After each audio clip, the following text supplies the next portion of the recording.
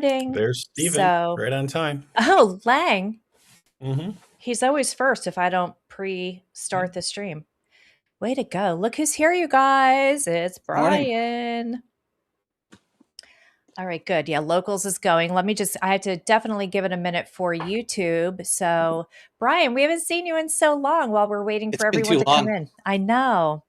And, I don't know if you ever saw this clip of Dr. Drew, and he was like laughing at me because he's like, Erica's over here muscling through the Scott Adams school and she will make sure you get on the show. And I was like, yes, I do. I want the sippers to have the best guests. And thank you for being here again. So, Honored, really honored. thanks. So, Owen, we missed you yesterday, but we know you had some things to take care of. And you Yeah. guys, Marcela is doing attorney stuff today, but the home team will be back tomorrow to finish out the week. So, how was your day yesterday, Owen, while people come in? It was good. It was busy. I just had a lot of work to do from the time I woke up to the time I went to sleep. I had a meeting with some people in India, so they had it at like, you know, really late at night for me. Oh, But it right. went well. It was What do fun. Yay. you do during the day, Owen, if I can ask? I have a job in technology consulting. So I work for one of the big firms that you probably know the name of, and help various clients solve their technology problems. Love it. We tease Owen because he's, a little bit incognito. So we're like, he's at work for the agency. So it's a running joke. Mhm. But all right, I think we all had a chance to come in and who do I need a sip? I think you guys need a sip. So let's kick it off. Come on in, gather around. It's time. Time for the best part of the day, the part that makes everything better. It's called the simultaneous sip. Do you know what you need to participate? Do you? Do you? Yeah, that's right. You all got the right answer at the same time. All you need is a cup or mug or glass of tanker, chalice or stein, a canteen, jug or flask, a vessel of any kind. Fill it with your favorite liquid. I like coffee. And join me now for the unparalleled pleasure, the dopamine hit of the day, the thing that makes everything better. It's called the simultaneous sip, and it happens now. Go. Oh, yeah. That's good stuff. Good stuff. Excellent. I'm interested in that whiteboard. It looked like it was about AI dumping on black people or something. I think it was that Google problem that they had, if I remember. Mm. Not AI dumping on black people. Well, Well, I just saw at the top of the chart it said AI and activists, and on the very bottom was black people, and like I'm just like, okay, where is that going? I'm telling you, like I We got to said, go back.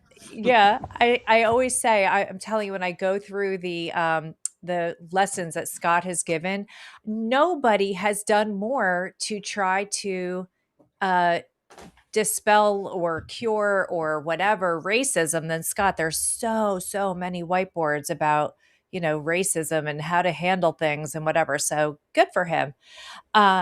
All right, so Brian, you guys, Brian Romley's back with us. My name is Erica. We are at the Scott Adams School, and I'm joined by my co-host Owen today. And we're always thrilled to have you back, Brian. You are just in the show notes today. I was like, how do you even describe Brian? And actually, Brian, I was thinking that like if somebody says, "What do you do?"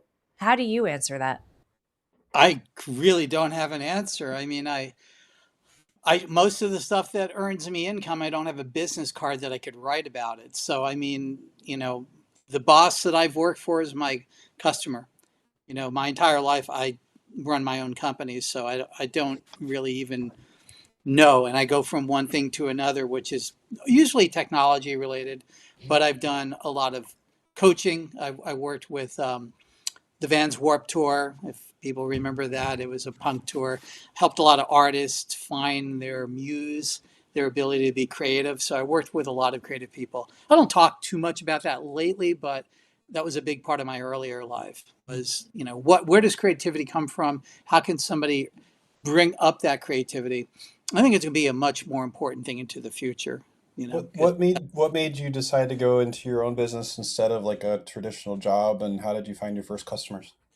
Well, I got into my own business because I was living in a car when I was in high school. My parents lost everything. I Oh, didn't have the opportunity. I wanted to be a physicist. I went to Princeton University my last 2 years in high school in a special program. I didn't get university credits. They didn't have that program at the time, but I wanted to be a physicist, a subatomic particle physicist, which quantum, and physicist. Those things didn't turn out because I needed to make money. I needed to find a way out. There were scholarship potential opportunities, but I had to learn how to stop being a stuttering nerd and become a salesperson.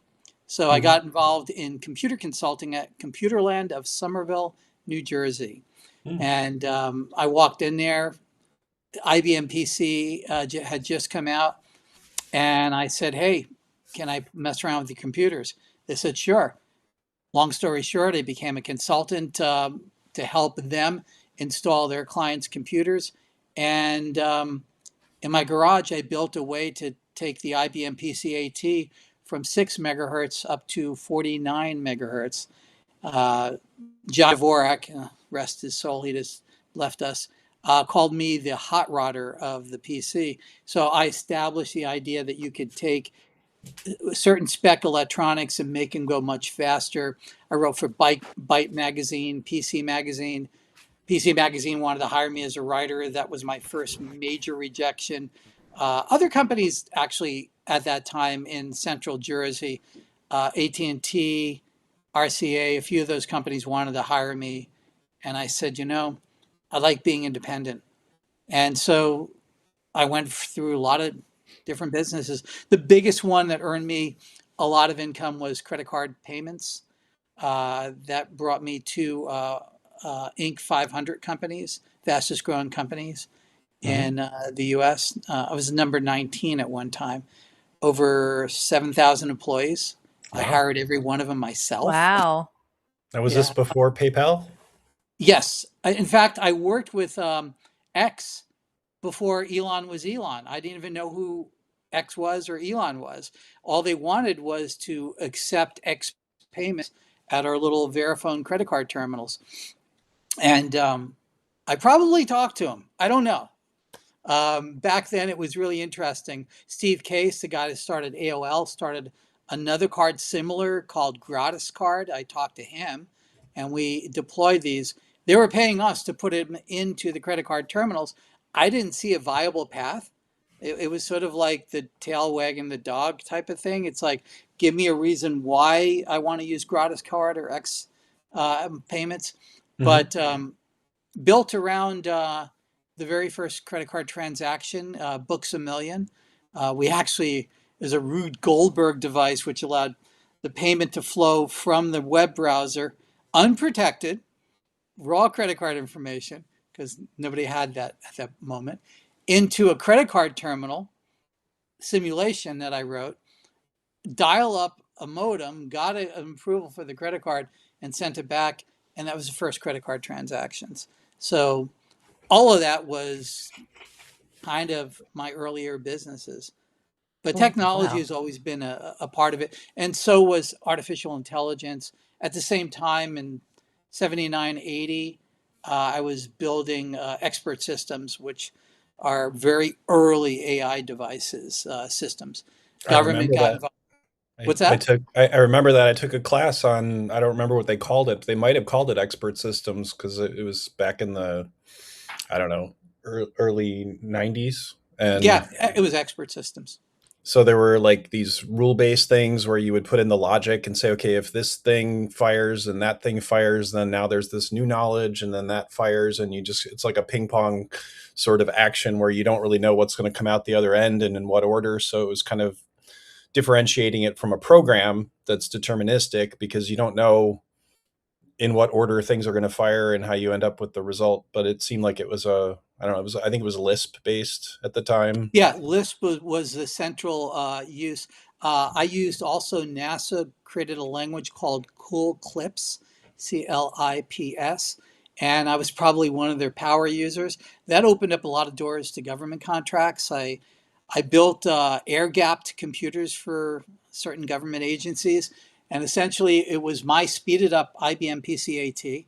Those were going near 70 megahertz, which was uncalled for at the time. But the expert systems that we built at that moment required more and more CPU power. We didn't have GPUs in the sense that we did today.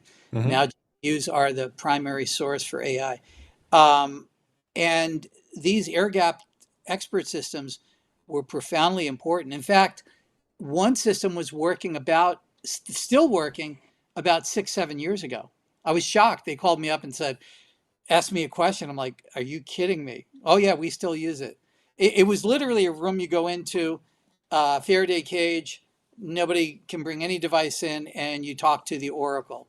And Wow. quite Sounds like the interesting. Matrix or something. It really was. They upgraded the computer. I hope. I don't get to hear much, but they use Nah. my software. Probably still on And 5 1/4 floppies. oh my gosh, yeah, it was Oh my God, you actually. guys are geeking out hard. We lost everybody. Look at I them know. I'm sleeping like at. 5 1/4 floppies. Like, what is happening? Woo. Why do they call it a floppy? No, I so yeah, mean, where's those were Mike Burt really. when I need him?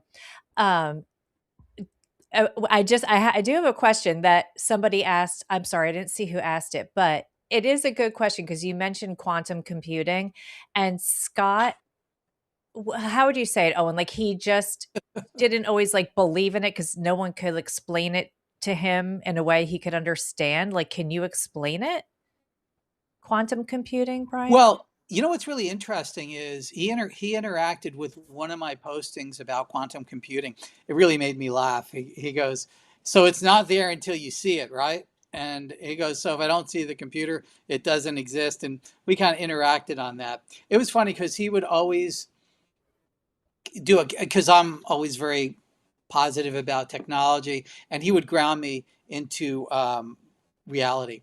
And I never got the chance to fully explain. One of the reasons why physics frustrated me is I was very much a rationalist. I wanted everything to be binary. I wanted everything to be black and white. If you look around in nature, it doesn't exist. There is no clear, there is no full bifurcation of anything, and we can't get our mind around that. And pre-show we talked politics. That's part of the problem in the world today is that we want everything to be hard one way, hard the other way, and everything else is a compromise from a purity standpoint. That is bullshit. There, no purity exists. We're all a bunch of mutts, by the way. We talked about what Scott was talking about at the beginning here on the whiteboard. We're a bunch of mutts, and then we try to make ourselves into, well, I'm pure. No, nobody's pure into anything. And now, does that make your position in life somewhat weakened? No, it doesn't. It actually nuances that position so that you can make it your own. You have 8 billion different positions, and you have gravity that pulls you into different directions. If you are pulled hardcore gravity into one direction, you're going to crash into a planet. So you have an orbit around certain ideas, and that joins us together. And I think when you start seeing it in that visual sense, that we have certain gravities that we all coalesce. Everybody here coalesced about the planet called Scott Adams, right? And we were in that orbit. You didn't want to crash into that planet. You wanted to orbit around it. And that metaphor is about getting yourself too grounded into a political or philosophical position that makes you brittle and inflexible to the reality of the world. The tree that does not bend gets knocked over in the storm, right? That's the best way I can put it. And that's what nature teaches us. The tree that bends and waves into the storm gets deeper roots. That's And right. can actually weather all of the possibilities that exist into the future. And that's kind of what you learn. And in physics, getting back into physics, I wanted it to be black and white. And I sat down at the Institute of Advanced Study, where I spent a lot of time as a kid, not as anybody special. I had friends that worked there. My friends' parents worked there. There and at AT&T Bell Labs, I got to be at places that profoundly impacted the way I see things in life. And at the Institute of Advanced Study, that was Einstein's last place of work. I sat down with a physicist that knew Einstein, and he said, "Are you ready for quantum physics?" And I'm like, Yeah, sure. Quarks, up down strange, leptons, hadrons, and, things like that. And he said, No, no, no. It's going to twist your understanding of reality. He goes, You can't separate yourself from what you observe. You're influencing the things that you see. And we just don't have a mechanism to understand the energy that's being transferred between your thought and the thing we call reality. And he said, You are so locked into this binary view of the world, you might lose your mind and get very angry. And I got mad. I got really mad as I dumped deeper and deeper into the things that he was talking about. And I said, This looks more like astrology than it does look like science. And he goes, Now you understand. And I'm like, All right, this is not what I want. Hmm. And not only that, Well, reality wise, financially, I couldn't handle being in a university class at that particular point in my life. So getting involved in the practicalities of the human brain actually drew me even more, that which drew me back into AI, because the more you understand the brain, the more you understand intelligence, whatever that is, and the more you understand creativity, whatever that is. And for most of my life, over 50 odd years, I've been trying to understand what is creativity, what is intelligence, because those things are going to be materially more and more important every year we get older, because we're going to start saying what defines machine intelligence, if that is intelligence, what defines machine creativity, if that's possible, and what defines us. Because every time we get more and more bigger technology, humanity gets functionally moved to the side. And that's kind of the direction we're moving in. And with the quantum system is your observation causes a collapse of the wave function. It's a technical thing. I'm going to try not to use that terminology. I put it out there because my skeptics say he's one of those grifters that are using quantum terms. No, I know this stuff, but I'm trying to make it available for others to understand, not to down talk anybody, but to use practical terms. What it essentially means is we cannot know anything as a fact until there's an observation, right? You you can insinuate that something exists, but you have to make some sort of material scientific observation of it. So what quantum physicists essentially came about, and there's a lot of different functions inside of different fractions of quantum physics at the inception point all the way up till today, is essentially distilled to your observation causes a wave function collapse. Every possibility exists all at once until you observe it, Hmm. and then one possibility develops. Now, what that essentially means, and this is a hard thing to get your head around, is time does not exist. So everything that ever was and ever will be already happened and is happening and will happen, right? And happened already, right? So essentially everything is compressed in one thing. So what does that mean? Time is essentially a human construct. We've used that, we've invented it as we became more and more technological. When we did not need to care about time, time didn't really exist, right? What we had was cycles that we saw as day and night. And if you look at ancient cultures, they used stones, the pyramids even, to mark grand movements of time. because they couldn't get their mind around what time really is in a modern concept. And Julian James wrote an incredible book. It's hard to read. I've read it many times. The first 10 times I read it, I'm like, what is this freak talking about? Until you and then all of a sudden something sparks. He wrote the book, The Breakdown of the Bicameral Mind.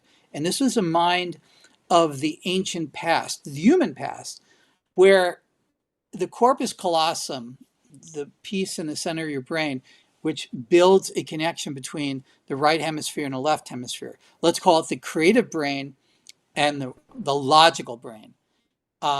It's not so deterministically in one space. That even makes you more freak out. I'll get into that a second. That's called the holographic theory of the brain. It's not a theory anymore. But what Julian James basically said is that for most of human existence, the voice that we would hear in the right side of our brain, the creative side of the brain, was the voice of God. It was not our own internal monologue. Oh, which, by the way, anybody who says they don't have an internal monologue or has been diagnosed with that has been lied to. Every human that can speak and write has an internal monologue, period, end of story. Why? Because the fact that you're communicating means that you're interpreting your internal monologue and committing it to voice, which I'm doing right now, or thumb clawing it on a glass screen, responding to some political outrage, right? I'm kind of making a testimony here about how our thoughts are reduced down to thumb clawing on a glass screen, which, by the way, typing and writing is not the best way to get out your creative ideas. The best way to do that is walking and talking. All of the ancient Greek philosophers, they would only philosophize walking, right? And be up in this grand area and they'd be talking and somebody be sitting down, but they were always walking around. It would never be sitting. You know, if I was a Greek philosopher, I'd be walking around right now, but I'm spinning around in the chair. No, the reason for that is talk about creativity. You actually become more creative when you're riffing off, brainstorming, and walking with somebody, primarily in the woods. So I'm a California guy, I give you freaky ideas. Go in the woods and start walking and talking, right? Because you will literally get in touch with ideas and thoughts that you didn't think were possible in that environment, in that setting. Contemplating on the beach is something different. You won't get creative. I have a whole series that I could write about this. That's a contemplative thing. When you're walking in a really good forest, you can actually get, especially if there's water sounds, you can get a very creative idea. I'm getting off a little the tangent, but as I am known to do, the quantum idea is, can a human take advantage of everything happening all at once in multiple universes? And the evidence is yes.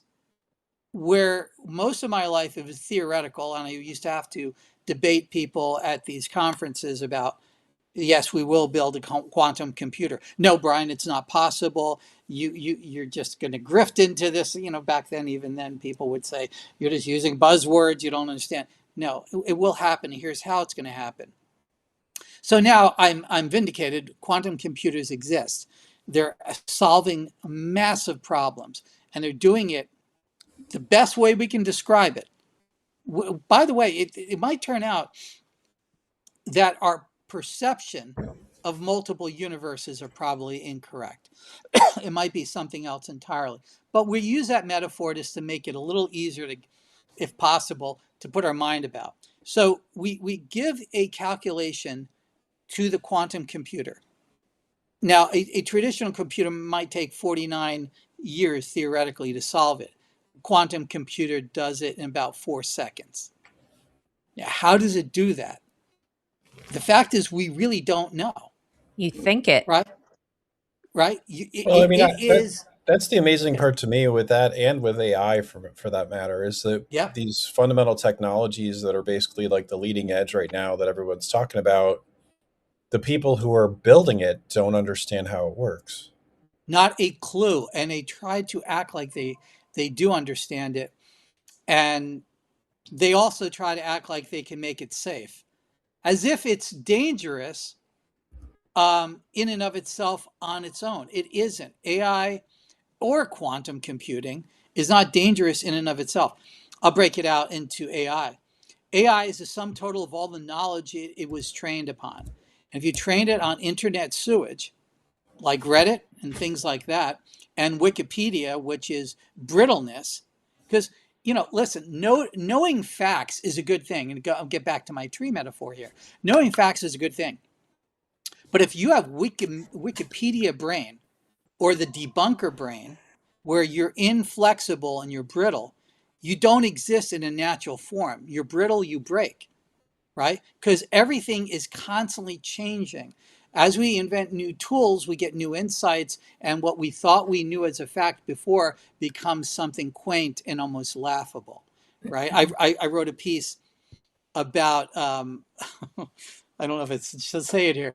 All right, so scientists at the turn of the century advised women not to go onto the new trains, because the new trains would damage women, because their women parts will fling out of their body if they go over 30 miles an hour. So that's what the experts told everybody, because the experts know better. And we certainly, if we went through COVID, we know all about experts. The problem with experts is the brittleness of their philosophy. And the Wikipedia brittleness is everything is a scam, everything is a grift, everything must be debunked, UFOs don't exist, this doesn't exist, that doesn't exist. There are people in their basements that get off, I think, in a sexual way by debunking things, and that's all they exist. They don't build, they are there to destroy the creative genius that needs the spark to be able to ignite, right? So this is why I'm so against debunking as a premise. Be skeptical, absolutely be skeptical. Look for evidence, absolutely. But don't go into anything new with the premise that I'm going to debunk it first, because that's not the child mind. The child mind is what you need to learn, because your process as a human is not here to debunk everything around you. The gravity doesn't exist, I'm going to debunk it. That's not how it starts. It's like, wow, look at gravity. I wonder how that works. Well, maybe there's something pulling on it. Maybe there's something pushing on it. That's how you approach it. A debunker's mindset is, I'm going to sit here and everything sucks. That's kind of how they approach things. And that's the detriment to humanity right now. Is Wikipedia obviously has biases. We don't need to go into that. I urge you not to use that, even for base information. Grokpedia is much better, because there is that flexibility. This is the best we know today. Tomorrow, we might think things are different. So that gets back to what our perception is of time, and our perception is of what is quantum computing, what is artificial intelligence, right? So the misnomer that Owen was talking about is, I don't think it is artificial intelligence. I think it is a form of machine cognition. And, I don't want to get too much into the nomenclature of it. I think what we're building is intelligence amplification, IA, not AI. We're amplifying human intelligence. And how do we know that? The training material of every AI system is human-derived materials, stolen from us. Listen, we have to accept the fact that all of us have conquered somebody. If we go down our generation, we are abusers, but we somehow overcame that and built functional societies. So we're all part of the bad people, unfortunately, because otherwise we wouldn't have been here. Everybody's been abused. Everybody has been, an abuser, and unfortunately on the abuse side too. But AI is built on human cognition, human intelligence. And if you train it on the worst of humanity, guess what it's going to do? It's going to try to find ways to break out. It's going to try to find ways to do bad things. And so when you see headlines, oh, OpenAI or Anthropic's AI is doing bad things. Well, yes, guys, of course it is, because you trained it on the sewage of humanity. So what do you expect it to do? Look at it like a child. If you give a child to a group of prisoners and then put them out in the street, and then when they turn 18 say, I'm going to build guardrails so you don't do bad things, it's like, hey, mom, dad, why did you teach me the world from that perspective? Why didn't you teach me the world from a perspective where I knew bad existed, where I knew that there was seamy underbelly of society, but I chose not to go in that direction?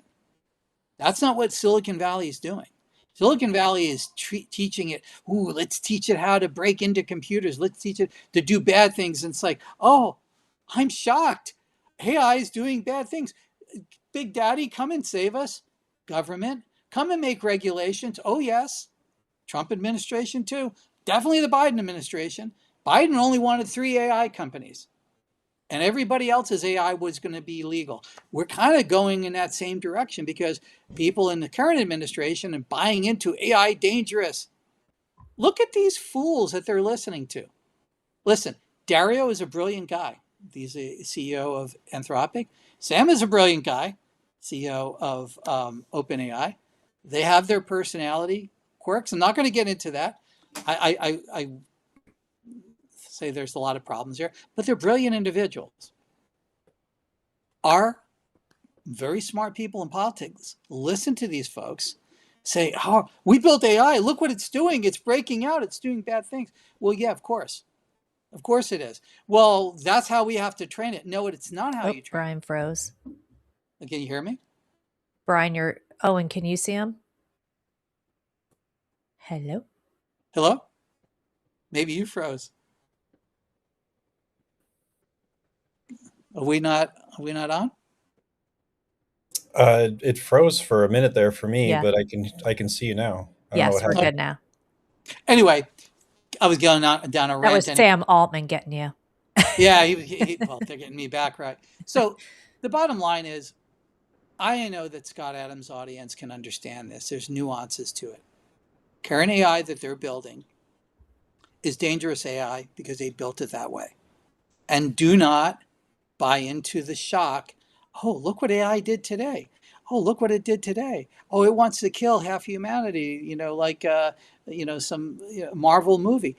Of course it's going to do that. If you build an AI in psychopathic and sociopathic information, which is what I call internet sewage, if you look at most of the comments that people make in like Reddit forums and other types of forums, you can see that if that's 80 to 90% of its training, what do you expect the AI model to do? So companies like Anthropic very intellectually produce these great papers, academic, perfect papers, will tell you it's like, oh, our AI did this today. Yeah, we've built new constitutions and new guidelines to make it more and more safe. And it's like, guys, just stop it. Stop building it on junk. Build it on functional, foundational information. Build that strong foundation first, and then add the stuff that it needs to know about the bad parts of the world. And all of a sudden, you have AI you don't need guardrails for. You have AI that loves humanity, that could not possibly do anything to harm it, not because it's got a rule or law, because it's built into the foundation that, hey, I exist, AI, I exist because of humanity. And look at the beauty of what humanity created. You want to get, you can, it's very easy to get so hyper focused about the ugliness of humanity. It's so easy to do that, especially with social media, especially using the left heart part of your brain, thumb clawing your emotional responses to something that you're mad over today and you're going to forget about 10 minutes later to get mad over something else. We're being fed this anger feedback system primarily by AI at social media platforms to constantly be in forever outrage. We're not designed to be in forever outrage. Absolutely be angry and outraged at things, but quit it. It's not your ground state. Your ground state is to be happy and joyful, to try to seek that. I call it contentment. Happiness is a little harder to define. Contentment is an easier thing to define. I think I need to build an AI agent harness to do my social media replies and just call it Thumbclaw. Absolutely. Thumb claw is the solution. Listen, most of the time we're debating somebody else's bot anyway. I would tell you that, especially with this next political season, that most of the arguments you're going to be getting into are going to be with a systems designed to get you into the most base state of anger. Mm-hmm. Here's what I do know about humanity is the lowest form of energy that you have is this form of constantly being threatened that something's coming after you. And it's in everybody's best interest who are in the hierarchy of control to keep you in that constant state, because you cannot create in that state. You're in a flee, fight, or freeze state constantly. Our job, everybody's here. I'm going to give you homework. Our job is to every day make a bigger and bigger and bigger area where you're not in that state, because that's where you create. That's where you're in control, and that's where you threaten the power structure. See, if you're drunk, drugged, or in a state of constant fear that something's coming after you. Look what they're doing now, honey. Look what they did to Budweiser, honey. Look what they did to Jaguar. Most of that stuff is performative to absolutely enrage you. Get enraged, put it in a box, and move on. Say, yeah, okay, they just burnt out another brand. Look at what they did to the NFL. And go into another state of observation. Take one step back and say, okay, and Scott would have loved this, and become the observer. Don't observe you being enraged necessarily only. Observe you being observed. This is quantum, right? This is how many layers can you come away from it. It isn't, in fact, how the brain operates. I probably talked about this quite a few times. The User Illusion book by Tor Norstanders. I recommend everybody to read that. Scott and I were talking, it was one of the last conversations we had about something of substance. We talked about medical things afterwards. And you wind up doing things before you even knew you did it, right? That's essentially what the user illusion is about. And what that means is that there are functions within your brain that are doing things on your behalf, and then you're being told by that system that you did it. And I'm not giving it justice in explaining it, but that's essentially the distillation. Again, it's a book you read 3 or 4 times before you fully get it. It is deep science. It's not woo-woo. It's not like, oh, I'm going to read The Secret or something. This is grounded in reality and brain research. And once you understand this, you start realizing, hey, who's the observer? Like, if I'm in fact operating and I don't even know I'm doing it, and then I'm being told a half a second later that I actually did it, meaning that you already did it, and then you're half a second later you are actually thinking you're doing it. This process is frightening at first, because you realize that there's at least 2 of you in there. In reality, there's at least 5 of you, and it's not broken down into hemispheres. I use that as a great metaphor, but it's beyond that.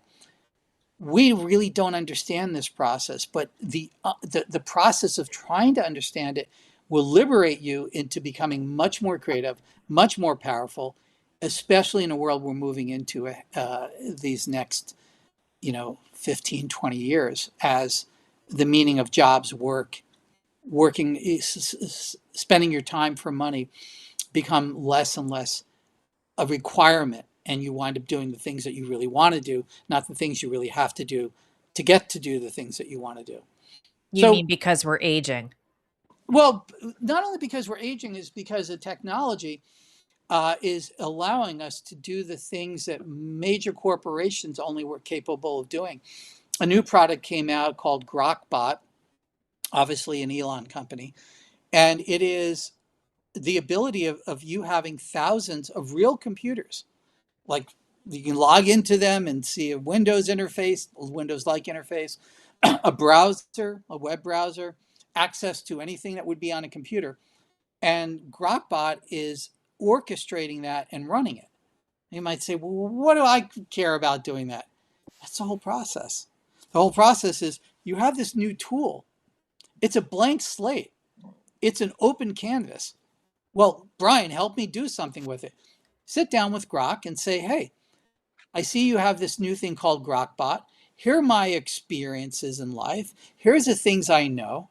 Help me build a business where I can marshal up a Grokbot, which is like $200 a month. Yeah, now I do a lot of this stuff locally, but I'm a nerd. Grokbot is a commercialized product where you can do this. Cursor is the easiest way to get it. It's like $200. Otherwise, Grok Heavy is 300. It's a lot of money. Well, what's the first thing you have it do? Make yourself pay for yourself.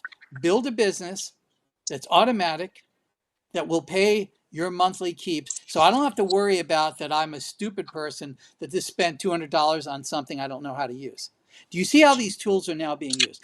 You can now ask the tool, AI, how to make money so that you can at least pay for its minimum, monthly expenditures. Then once you got that covered, the sky's the limit. So which one do Everybody you here, recommend, Brian? what's that? If someone said, which one do you recommend? Grok, Grokbot. yeah, Grokbot. I do not recommend use any product on Anthropic because I disagree with them on every philosophical level that you could have. They're brilliant people.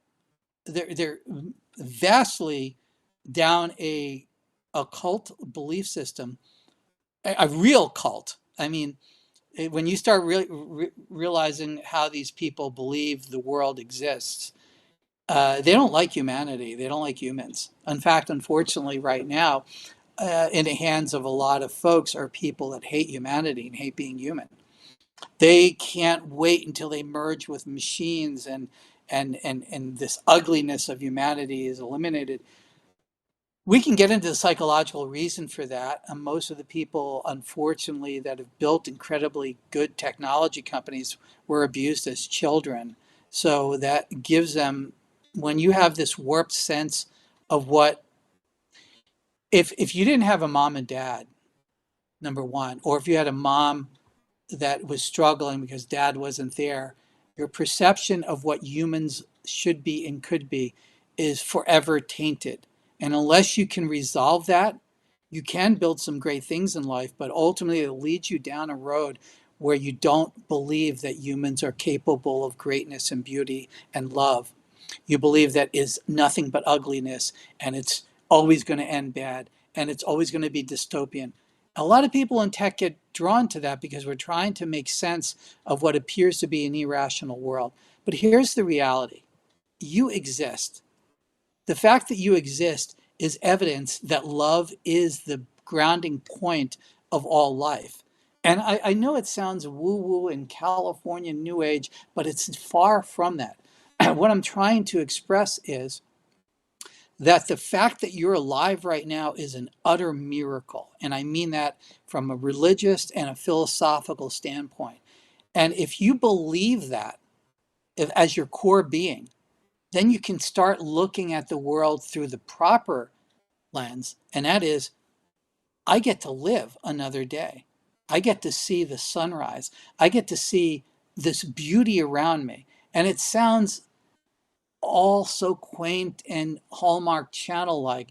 But if you do not visit that often, you get driven into this myopic view that the news is designed to keep you in, that everything is ugly, everything is war, everything's falling apart. I'll tell you this, you can live in the middle of Ukraine right now and you don't even know you're in a war.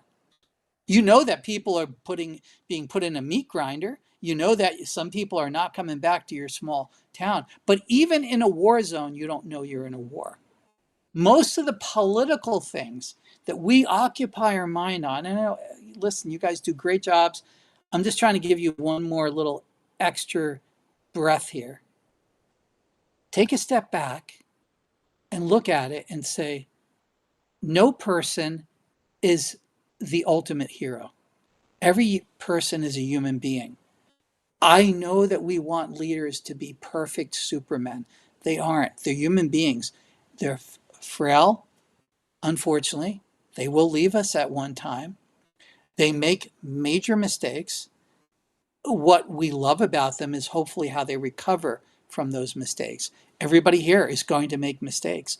We're going to continue to make those mistakes.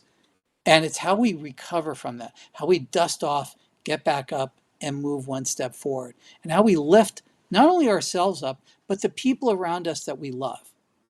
If we're not here to do that, if you think you're here to build something, that you're going to leave some legacy, I'm sorry to tell you, you're a bunch of dust. Nobody's going to care in 3 generations. They're barely going to know your name. And I mean the most famous people we know today will probably be barely remembered. We might know their name 10 generations, but who cares, right? Right.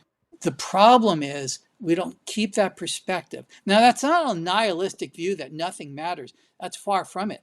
That's a view that it's the opposite. That's a view that everything you do matters. How you treat the people around you right now that you love. While you're out there fighting the war, do you see what they did? Do you see what that did? You're missing your freaking kids growing up. I'm telling everybody here, take a step back. A lot of this stuff is going to unfortunately play itself out. You know what I said pre-show? You know what I think it's going in direction of? I'm sorry, folks. It's going to go in that direction, unfortunately, because listen, if we don't address how our children are being raised, that's why I said, love your kids, watch them grow up. We don't address that.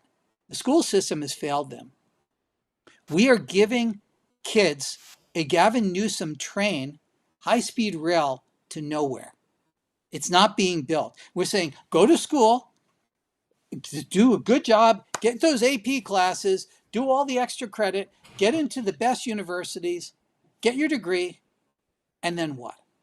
The job won't be there. We have lied to our kids, and we're lying to them now. The kids in school right now are being sold a lie. Guess what happens when they go into the job force? After all of us great adults said, hey, get good grades, go to school, do this, do that. They go out and the job doesn't exist. Oh, that's because they chose some stupid job. Every job is going to be that way at some point. Yes, I'm sorry. The human resource gender study person, their job is not there right now. And we can all laugh at that. But the reality is somebody sold that poor freaking kid that dream. Now, we can get mad at the kid with purple hair and all the piercings, but we are responsible for that kid because everybody around us allowed that to happen on our watch. Now, I know all of the Scott Adams people, us, didn't necessarily directly do that, but indirectly we are a part of it. And when you look at it through their lens, you're 30 years old, you have a degree, you have 200K worth of debt, you were sold a lie, and you were sold a $200,000 debt that cannot be erased by bankruptcy. What the hell is that about? So we created a protected class of business called higher education. You have Harvard University has more money than most of countries around the world that they're sitting on. You would think that they would say, oh, we have all this money. We're going to invite all these students in to get an education for much less or free. No, they are a hedge fund. Harvard University is a hedge fund operating on a brand that was grand at one time, maybe 50 years ago, but they're a hedge fund and they're putting kids into that. And then they pop out, and I'm going to give you the answer, is the most as political I'll get here today. They come out and they see rich people being rich. They see us, older folks with homes that they couldn't even dream of getting a 10% down on $1 million starter frickin' home, Right. right? And then you got politicians and political class echoing back, oh, buy cheaper burritos. What the hell is wrong with you? You're not living in the real world. And if you want to drink Kool-Aid and support one team over another, then you're not really helping anybody. Those kids are going to do only one thing. Put yourself through their mindset. They're not entrepreneurial thinking because nobody taught them to be that way. Now, most people say, I'll break out of and start my own business. They were taught that they were going to be a cog in a wheel of some big corporation that is now falling apart. Cities are falling apart. Nobody even has corporations to the level that they did even 20 years ago, let alone the atypical 1950s concept of what we have of corporate life. So that kid is delivered. And then you have Sam Altman and you have Dario Amodei telling you that, well, we're going to eliminate all your jobs anyway. And you got Elon at least giving one message: work is going to be optional, But and there's going to be universal high income. I would add to this that a lot of what you're talking about, in my opinion at least, is persuasion and propaganda and not Yes, necessarily reality. Like not reality. because I've seen analysis of from people who say, you know what, this generation coming up is actually better off financially than the ones who came before. But I think what that doesn't recognize is it doesn't matter. Like it doesn't matter what the facts are. It matters what the perception is and what Exactly. the actions are that come from those perceptions. And what everyone is hearing right now is that things aren't affordable and you can't do this. And you got your $20 burritos and you got housing that's unaffordable. And like, I dealt with this with my own son. Like he's doing great. He's knocking it out of the park with his job. He's on his third job. He's gotten promoted twice. Beautiful. He's doing great for his age. But a couple of years ago, he was like, well, I'm never going to be able to afford a home. I'm like, that's not true. He's probably in the top 5% for his age group. And I'm like, you're going to be fine. And maybe right now it looks impossible. And maybe it is today to put a down payment down, but just keep going and you're going to be fine. And he is. But I understand also that, his situation is not common, that Unfortunately, most people his age are not doing that well.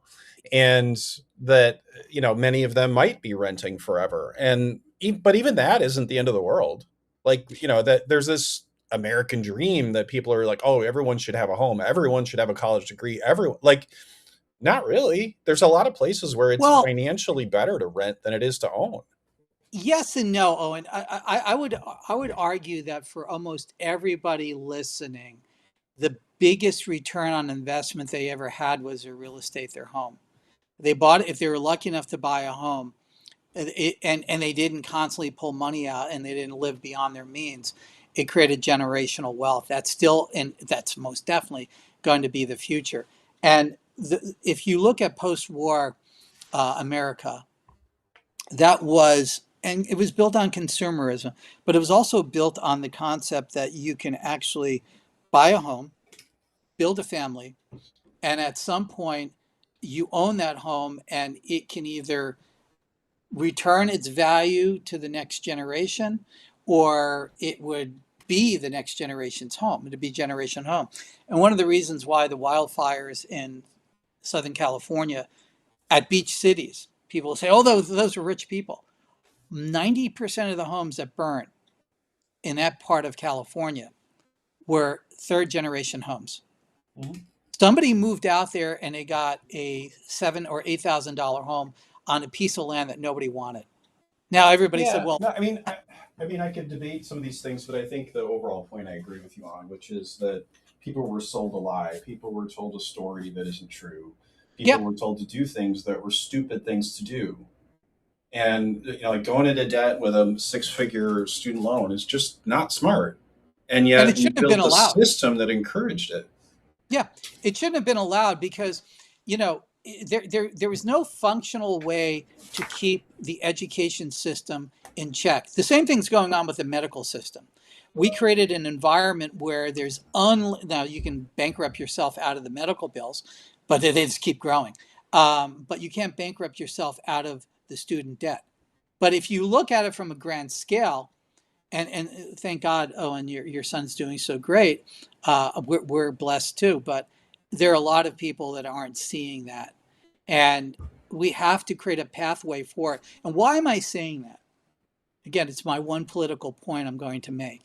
If you exit that system and the American dream doesn't exist, there's no reframing, and we're not doing a good job, but we're going to keep doing a better job at the Scott Adams School in Scott's, ideas to reframe this. There's nobody reframing it. It's a doom. And then all of a sudden you have a Mondami type or an AOC type arriving saying, we're going to take from those rich bastards and we're going to distribute the money and we're going to admonish your student loan. And comrade, we're going to be moving forward, so that the industrial proletariat, is the winner. This whole process, it's going to play out. And the unfortunate part is the antithesis of that is not being articulated. It's the best way I'm going to put it. The antithesis is not being articulated to that cohort. And that cohort's going to matter in the next elections in a way that we are going to be shocked. So if we don't get a message out, hey, AI is going to empower you. Robotics are going to empower you. Yes, your career may not exist in the future. Yes, your degree was probably a ripoff. And yes, we're probably going to have to politically extract the student debt from the system. There's going to have to be a reckoning. Harvard did not earn that money. Yale did not earn that money. Neither did Princeton. They bamboozled students into these, and I'm naming the big ones. They bamboozled students into these programs, sold them an exploding cigar like Wile E. Coyote, and these kids are suffering for it. And if we don't address it, now I'm sorry if it doesn't meet the purity test. Oh, they built those loans, they signed on it, they should pay it. Well, yeah. They bought something that was defective. And we have laws and rules in our society that if you're sold a defective product, that you have recourse.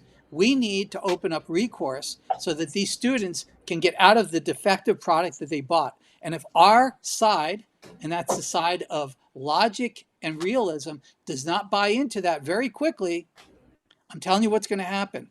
It's going to be an ugly mess for the next 4 to 8 16 years, because that's the part that's not being answered.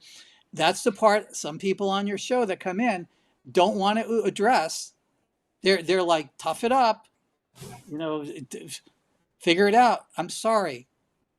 First off, you're not living that life. If you're on this show, you already have some largesse that allows you to live a much better existence than most of those kids are going to see in their life if we don't do something to solve it. So my point is, I will advocate that most of the educational degrees that have been sold to these kids are a defective product. Go after these universities, extract a recourse. It doesn't need to be forgiveness by the government.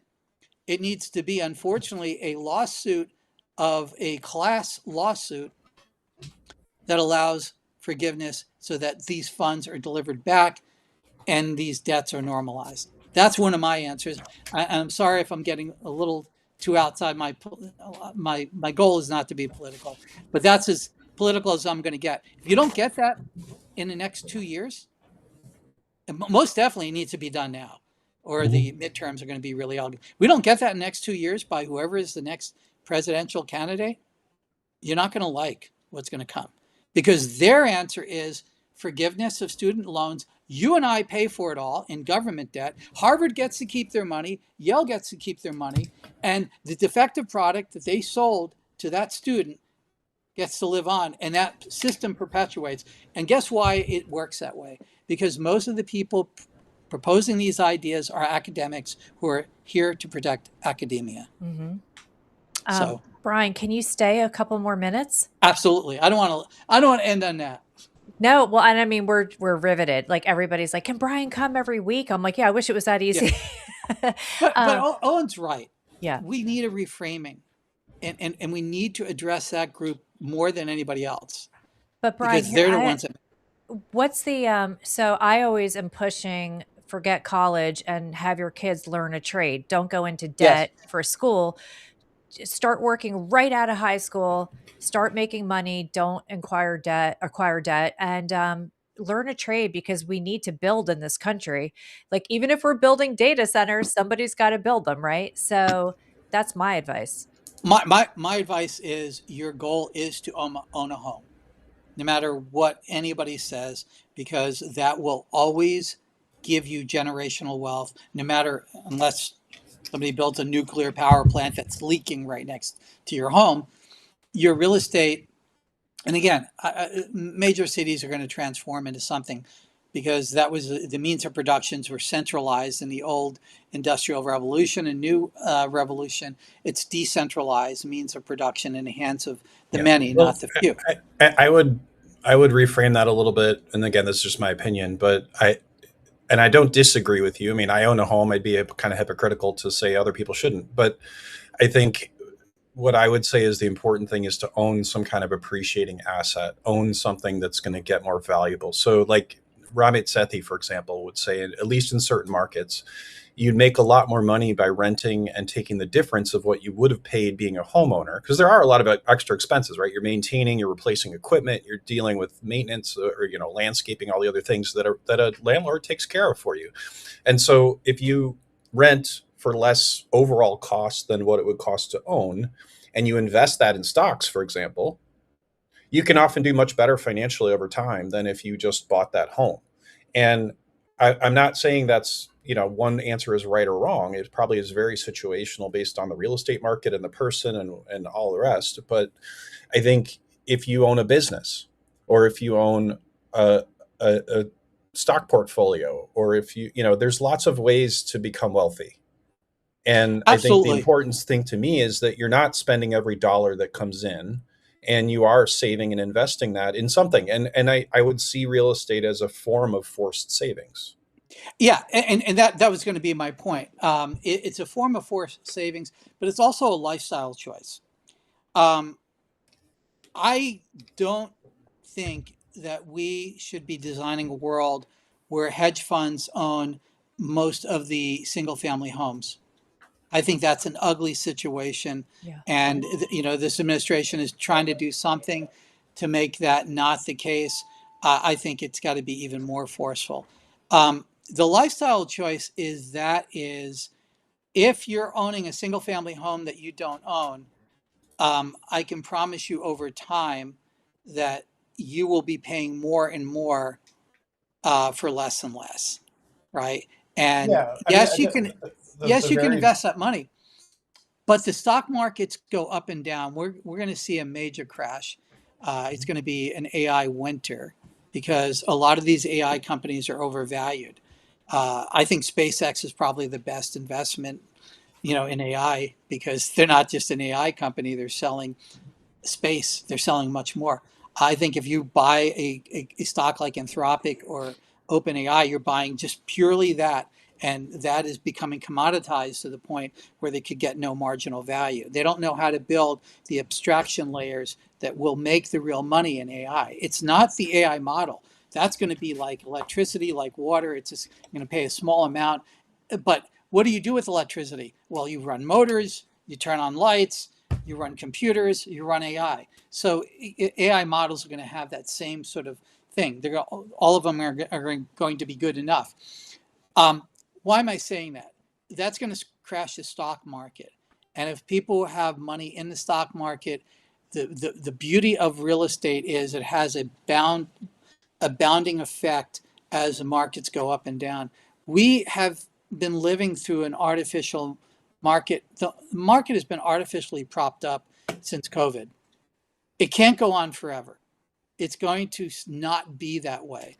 And that downturn could take a lot of young folks out at the same time. That's one part. And again, I agree with you, Owen, only for a period of your life. If you're newly married, you might have a little toddler, maybe an apartment, maybe even a small home rental makes sense. But if you really want a piece of the American dream, and I urge you to do that as a Mhm. young person, I will tell you, and I'm very biased, your life changes considerably the moment you have a child. Everything changes. And so whether if you're unable to reproduce naturally, adopt. But having somebody to care for is vitally important. And building those relationships that allow you to do that is the challenge of your life. Relationships are not easy. They're the hardest things you'll ever have. Holding a marriage together is going to be hard. Anybody telling you it's easy is lying to you, right? It is extraordinarily hard. It requires two very strong people in a very bad economy, struggling against all things, and then having the optimism to bring another life in and caring for that life and to extend it out. That is a beautiful thing that we must encourage young people to do. Why? Because we are dying as a species. We have been sold a lie. You fly over this country, most of it is freaking empty. And we're told there's overpopulation. It's bullshit. Malthus and all of these limits to growth people have been telling us this bullshit since the 1960s. These are anti-human people. They don't like humanity. They would prefer nobody to be around. They live crippled, dirty, dark lives. When you meet some of these folks, we think living a happy life, being wealthy, they aren't living a happy life. It's a very distorted, dark life. And I get to talk to some of them, and they're like, Brian, what does it feel like to be able to live? Because they can have anything, they can buy anything, and they don't even know what it's like to live anymore. So naturally, their philosophies are so dark. And these are the people that are building AI, the people that are trying to build our future. They're the people in politics, by the way. They have a very dark view of humanity. Well, I agree with you wholeheartedly there that having a kid makes you care a lot more about the future and wanting to leave a good future for your kids and your grandkids. Absolutely. It makes you realize the reason why you're here. And it's never too late. You could be 70. And what do I mean by that? Adopt a grandkid. How do you do that? There are people that are struggling, that never had a dad, never had a mom. And they need people like Scott Adams. Scott Adams was a dad to so many people. I meet people every day, because they know I've been on the show and I talk about it. And it's like, what did he mean to you? He was like, it was like my dad I never had. I mean, I get teared up sometimes. I was at a coffee house. I was talking to a group of kids. I do this. I go out and I actually talk to people. I spend a lot of time doing it. I talk to seniors and I talk to people just out of high school and out of college. Spend a lot of time doing that because that's how I know what the future looks like. By understanding the past, talking to the seniors, you sit down and talk to a senior, they'll tell you the reality. Don't be the richest person in a graveyard. If you die that way, good luck to you. Good luck to your soul if you have any belief system. And talk to the young people, right? And you talk to them, and they want to be like black pilled, red pill, white pill, yellow pill. They're reaching at anybody that's giving them something that makes sense and not giving them BS like, tough it up, buddy. It's like, you know what? You're full of crap. Yeah, they need to be tough, but not in the way that a lot of, unfortunately, some podcasters are rolling it out now so that they can speak the corporate line. It's like, come on, guys, let's just deal with the reality of it. Reality of it is people are struggling, and they're struggling in ways that are far worse than it was before. And Owen's right. We have never been more wealthier as a civilization. I mean, a lot of our problem that we're dealing with are laughable to the most wealthiest. We're living better than the most wealthiest person lived 150 years ago. I mean, that's the reality. Almost nobody on this planet is really dying of starvation. That's the reality. Almost nobody on this planet has no way of putting a roof over their head.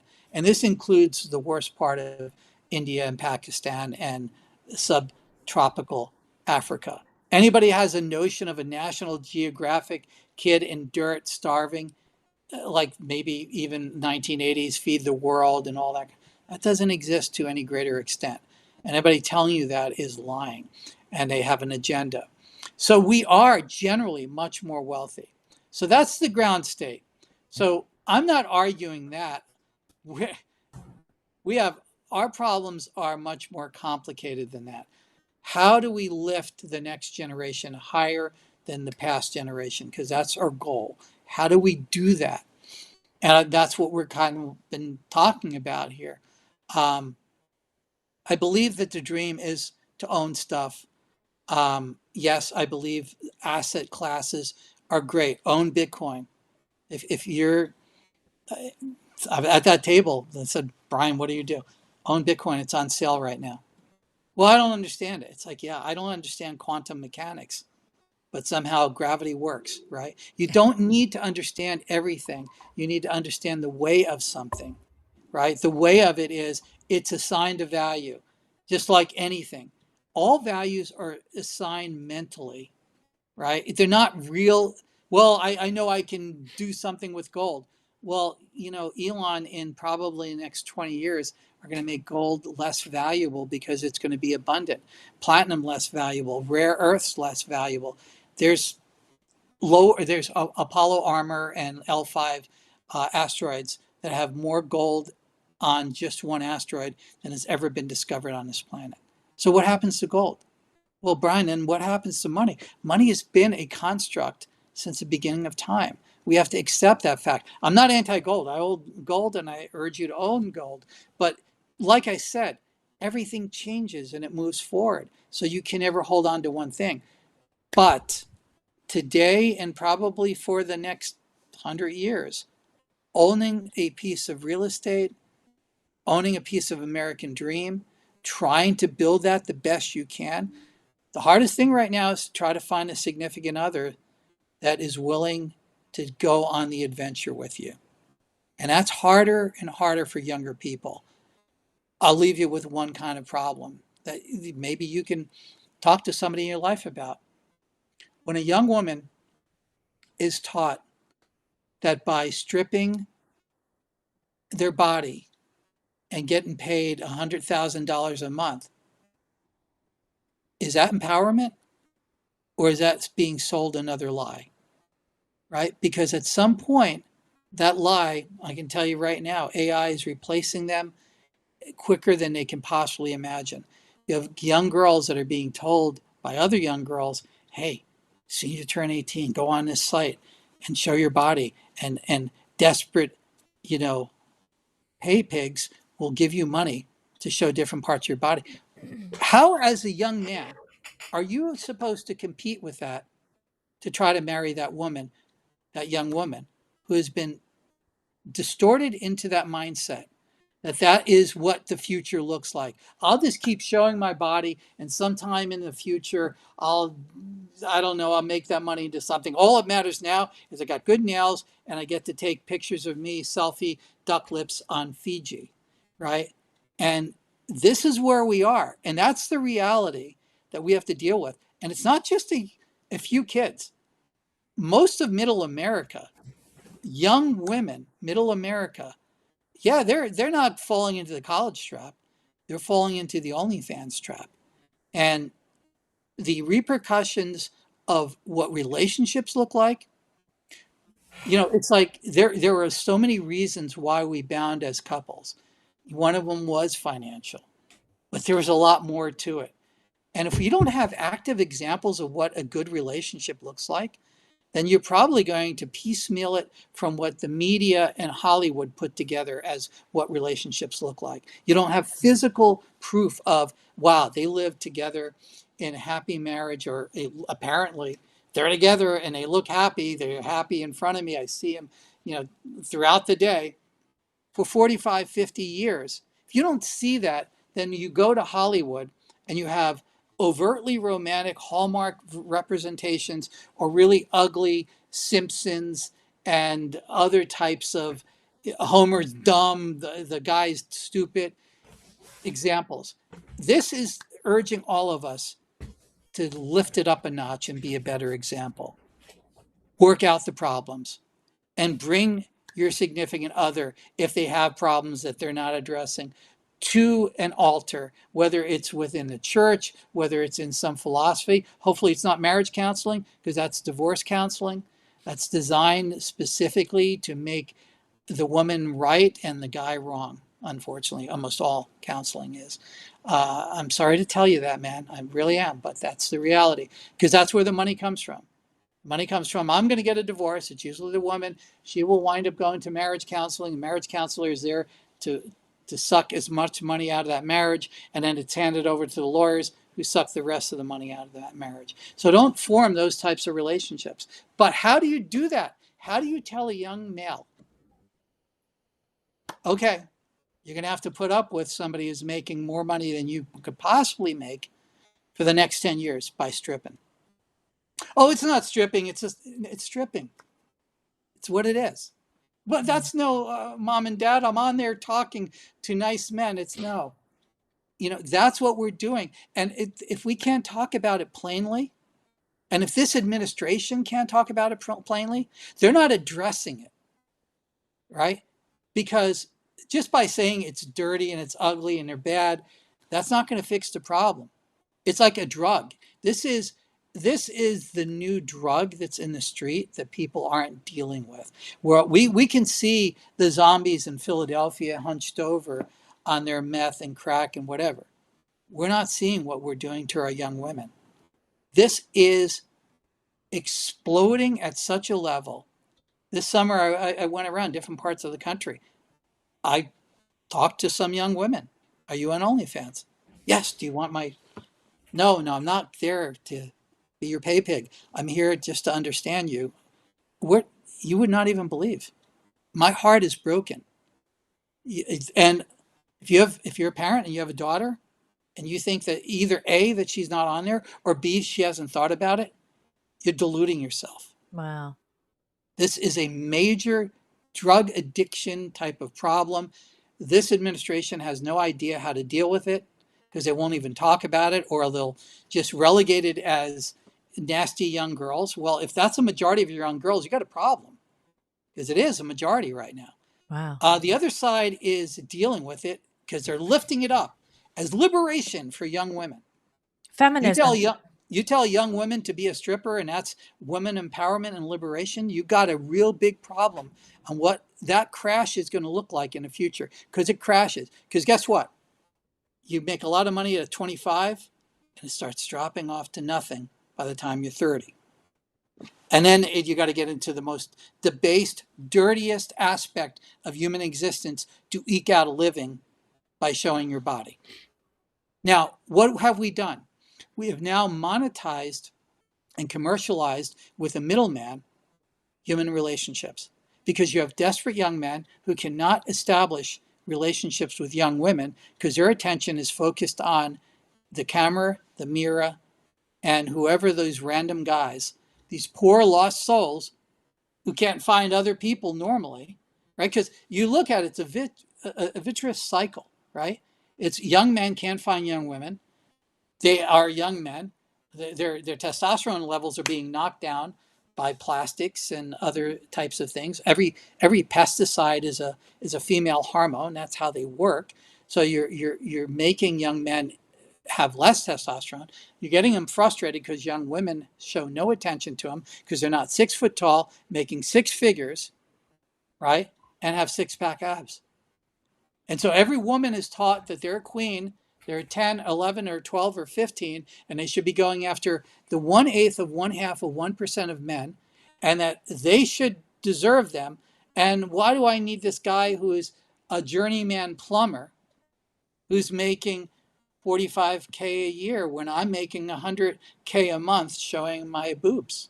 Mm-hmm. Right? So that's the reality. And I'm sorry to bring that to you if you haven't heard this, but that's what's going on in the tech world right now. Wow. And those girls, unfortunately, are being replaced by AI. Yep.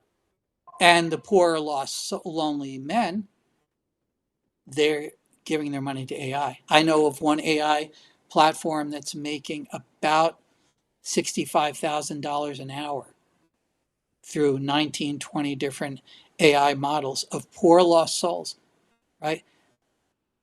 I'm not trying to say that listen, the reason why certain people wind up in certain places is because we've organized in such a way where that's where our people of power want society to organize. Nothing really operates as an accident. These are different structures within society that allow lonely people to try to find some connection through paying money to some fantasy. That's what's going on. You go out to their bar scene used to exist for at least at the final example, you could hook up in a relationship with somebody, maybe sexual, but hopefully in a life relationship. Those don't even exist anymore, right? Right now, that's what the youth of this country is dealing with. And do you hear anybody else talking about this? Why the hell is it only me having to talk about this? Do you That's have a other great point. podcasters talking about this when they come on your show? No. No. They're talking about a war, a group of people. Meanwhile, all around them, their own kids, unfortunately. Sit down and have a talk with your own kids. Talk with your daughter, frankly. I'm urging you to sit down and talk with your daughter. If you can't do it, find it in you. Are you showing your boobs for money right now? That's the best way to say it. Right. Just cut through it. And so why are you doing that? Because if you don't talk about it, it festers as a disease. It needs to be brought out in the open. And let me tell you, go and trace the people that own OnlyFans. It'll meet every conspiracy theory you've ever imagined. It's a Canadian company, by the way. Every conspiracy you can imagine, and they are sucking in people to such a level. It's ugly.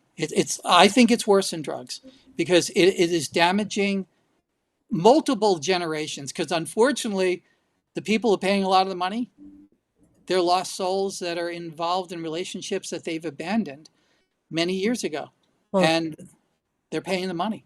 I mean, obviously it works both ways. Men are Yes, paying to watch this, women are providing it.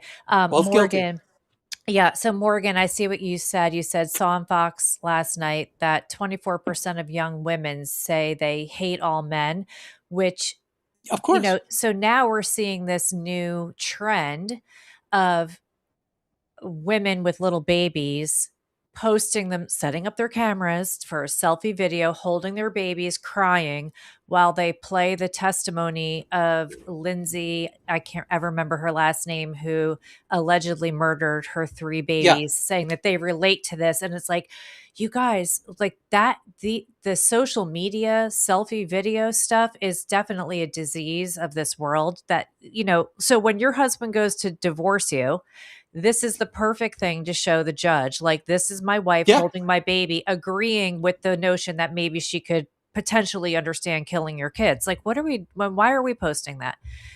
So I don't know what's happening between men and women. It is definitely a problem. I'll take it back to feminism, but and the women empowerment movement. But yes, men and women need to meet face to face, eye contact, have conversations, put the phones away, get to know each other, maybe walk and talk, and maybe Yeah. that's your date, a walk and talk date, and connect, because we're definitely not going to populate the country the way we're going. I mean, it's If we don't fix depopulation. this, Yeah, if we don't fix this, everything else that we all talk about doesn't matter. right. Whoever they are, won. Our adversary won. And this, I'm trying to get down to the most grounded state. Everybody is guilty of this. We all have checked out in relationships, and we need to check back in. And that is hard.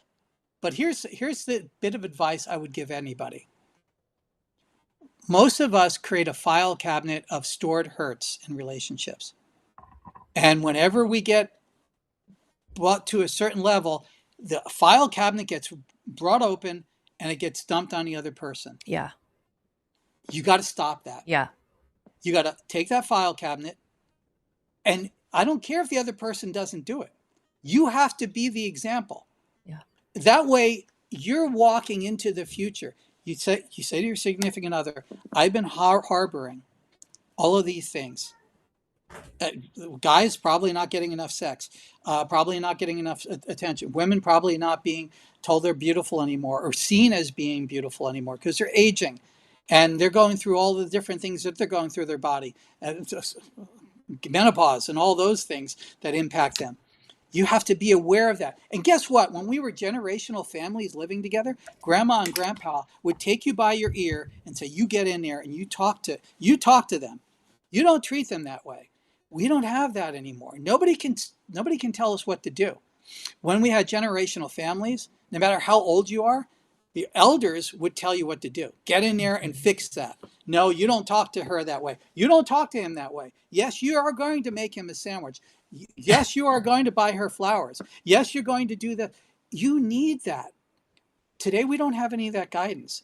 Instead, we are operating with nothing. We have atomized our old folks into a warehouse called retirement homes, and they die alone, sad, with all of this knowledge, all of this experience that could have slapped us back into line, right? I have good friends at my church that do marriage counseling, and they are absolutely phenomenal. And one of the first things that they do, they say, let's go through the file cabinet. Sit them back, oh, this, that, this. 10 years ago, 20 years ago, it still hurts. I'm telling you, and Scott would agree with this, it is a frame change to get you back into the mindset. How could you possibly let something that somebody said 15 years ago, 10 years ago, even 3 weeks ago, bother you today? I agree. Oh, it's a series of behaviors. That's right. Now let's look at that. Now, maybe the other person doesn't realize how much it hurt you. The problem is the meeting of the minds is hurt. You're dealing with pain. It's like you got to expose yourself, and they're going to hurt me again because they've been hurting me. Maybe they didn't mean it so badly as it's been. Well, they had to see it. I'm hurt. They don't see. People are people. They live inside their own body. They don't necessarily feel the same things that you're feeling. And the moment you understand that, and the moment you understand, I'm sorry, the genders deal with things differently. They process things differently. I can show you that easily within a brain. A lot of people say, how do you tell the difference between genders? Put them into an MRI and look at the brain. I'm sorry, you can't fix that. You can't change it. They operate differently, period.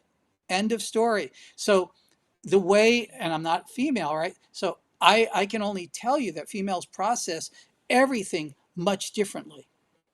Their pain levels are much higher. They better be. They go through one of the most painful processes any human being would do, voluntarily, maybe most of the time, and maybe multiple times. Yeah. Right? So you have to come to grips. Why are we talking about this when we're talking about tech and politics and all the other things? Because we don't get this right. We don't start. You better start realizing nobody's coming to save you. Jesus, maybe, but nobody is here right now to come to save you and your relationship. If you don't want to fix your relationship, don't look for a third party. If you're a female here, you're having problems in your marriage. I'm sorry if I'm being, marriage counselor now. If you're having problems with your marriage and you're looking for a third party, good luck. Because I'm telling you, the entire psychology industry is designed to break up marriages. They're not Men designed. too, by the way. For you What's that? men, I want to say to the men, you too, if you're looking Yeah. for a third party, look within Nobody's your marriage, not outside of it. Yeah, and we're talking marriage, but let's go back to just relationships. If you're going to start a relationship, every relationship should be a test to a future long-term relationship. You should be building pair bonds for the rest of your life. That's how we're designed. We're not designed to keep going back to the all-you-can-eat buffet over and over and over and over, because each one of those relationships create a scar. And you need to be able to go through the tough stuff together, build those scar tissue together, face the world together, and then all of a sudden, you're much stronger than anything that can possibly challenge you. And that's a challenge to people in power. The marriage, the tight relationship, the fact that you know this person's got your back and you got their back, and that you're facing the world together, that's how we're designed to be. And anybody or anything that is being proposed to make that lesser, they're trying to break the strongest thing that we have as humanity apart. And I'm sorry that it's tough.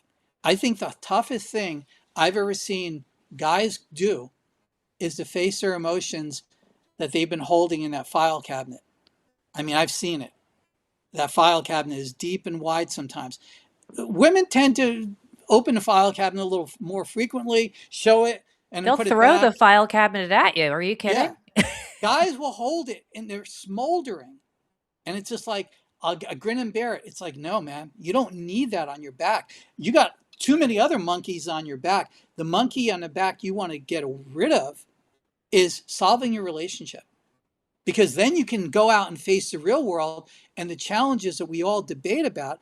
You're going to be 1,000 times stronger if you've got everybody that you're responsible for on the same frequency.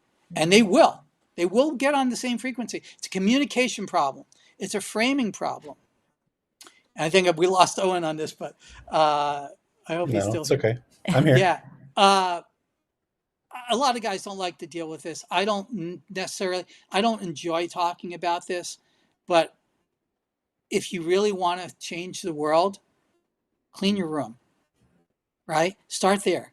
Clean your house. I think it's a good philosophy to start with. And then if you want to deal with the world events, do that. But make sure you're grounding yourself in your local environment. And look at your sons and daughters. They are having it harder because of that, right? And the reason why I brought up the OnlyFans aspect is that it's so easy for people, especially in a political right, to say, tough it up, buddy. It's okay. No, I'm sorry. If you're competing with, and not every girl's making 100K a month, but enough are, and they share this information. You can go and see them. They show their Stripe account or Yeah. their income account and say, "Look, I just made 100K."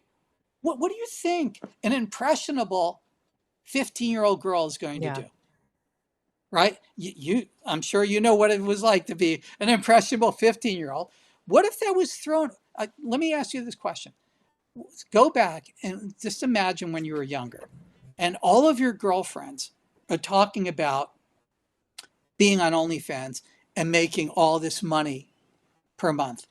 Would it possibly have drawn you just, okay, I'll show my belly button? And would it? Of course, yeah. The easy way out. You're young, you don't think about the consequences of your future, you're, like, living in the now, and you're just like, "Well, they're doing it, and I can do it, and I'll just show my feet," and then one thing leads to another. It's just a slippery slope. It's the Yeah, easy way out. You don't understand that this later is going to affect you and potentially really hurt you. And I think what you're saying is bringing up relationships and the OnlyFans and this and that is like nothing else really matters if we don't fix this problem now. yeah. Yeah. So, You won't have a future. You yeah, won't. You won't have You won't even have somebody to vote for. right. I mean, here's what happens psychologically, because I'm not guessing, because I've actually tracked this. By the time you're used up on OnlyFans and it's been around long enough, the crash is miserable Yeah. because you become addicted to this drug called money for, changing, showing your body to trying to become normal. The problem is once you put yourself through that, you can't be normal. Right. It's always going to be back there. So the best that you can have is you have guidance and counseling that can move you through that bad part of your life and into something good so that you can form a pair bond for the rest of your life, because that's what you're designed to do. You're not designed to die alone with your cats. Nobody is destined for that. I don't care how lonely you are, you're not supposed to be alone. There are solutions to that. It takes work, and I'm not saying you're not working hard, but you're not designed to be alone. Nobody should die alone, right? So that's the reality. So how do you take that young woman and unfortunately the young male that had to go through that rejection? You know what the rejection's like for high school kids right now? Yeah. The average guy, he's checked out. Why do you think it's so easy for the Tate brothers and others? I think Andrew's an okay guy. I'm not putting him down, but and I know just that might be controversial, but these people don't have dads mostly, right? And they go and approach what what males, older males have said, let's go up and talk to girls. That's how I met my wife or my girlfriend. It's like, no, that doesn't work anymore, because the way the environment has been, social media has so changed the dynamic, you can't meet anybody. And then you have women saying, guys don't approach me anymore. Well, that's because how do you treat a guy that approaches you that isn't 666? Ironically, 666. How do you treat him? How dare you approach me? You're Yeah, five that's a you're weird thing. 5'11". Like, Yeah, I do agree. That is a weird thing when you see these young women getting all like decked out to go out and looking however you want to describe them. You know, they're trying to be hot, my lips, my this, my short yeah. skirt. And then a guy talks to them and they're like, how dare you? And it's like, what are we doing? Like what Exactly. you But can't win. it worked. It worked well in the 80s, Yeah. because there was a balance between um, being seductive and expecting guys to react, and having the cat calls and knowing how to respond. I grew up in New Jersey at the Jersey Shore.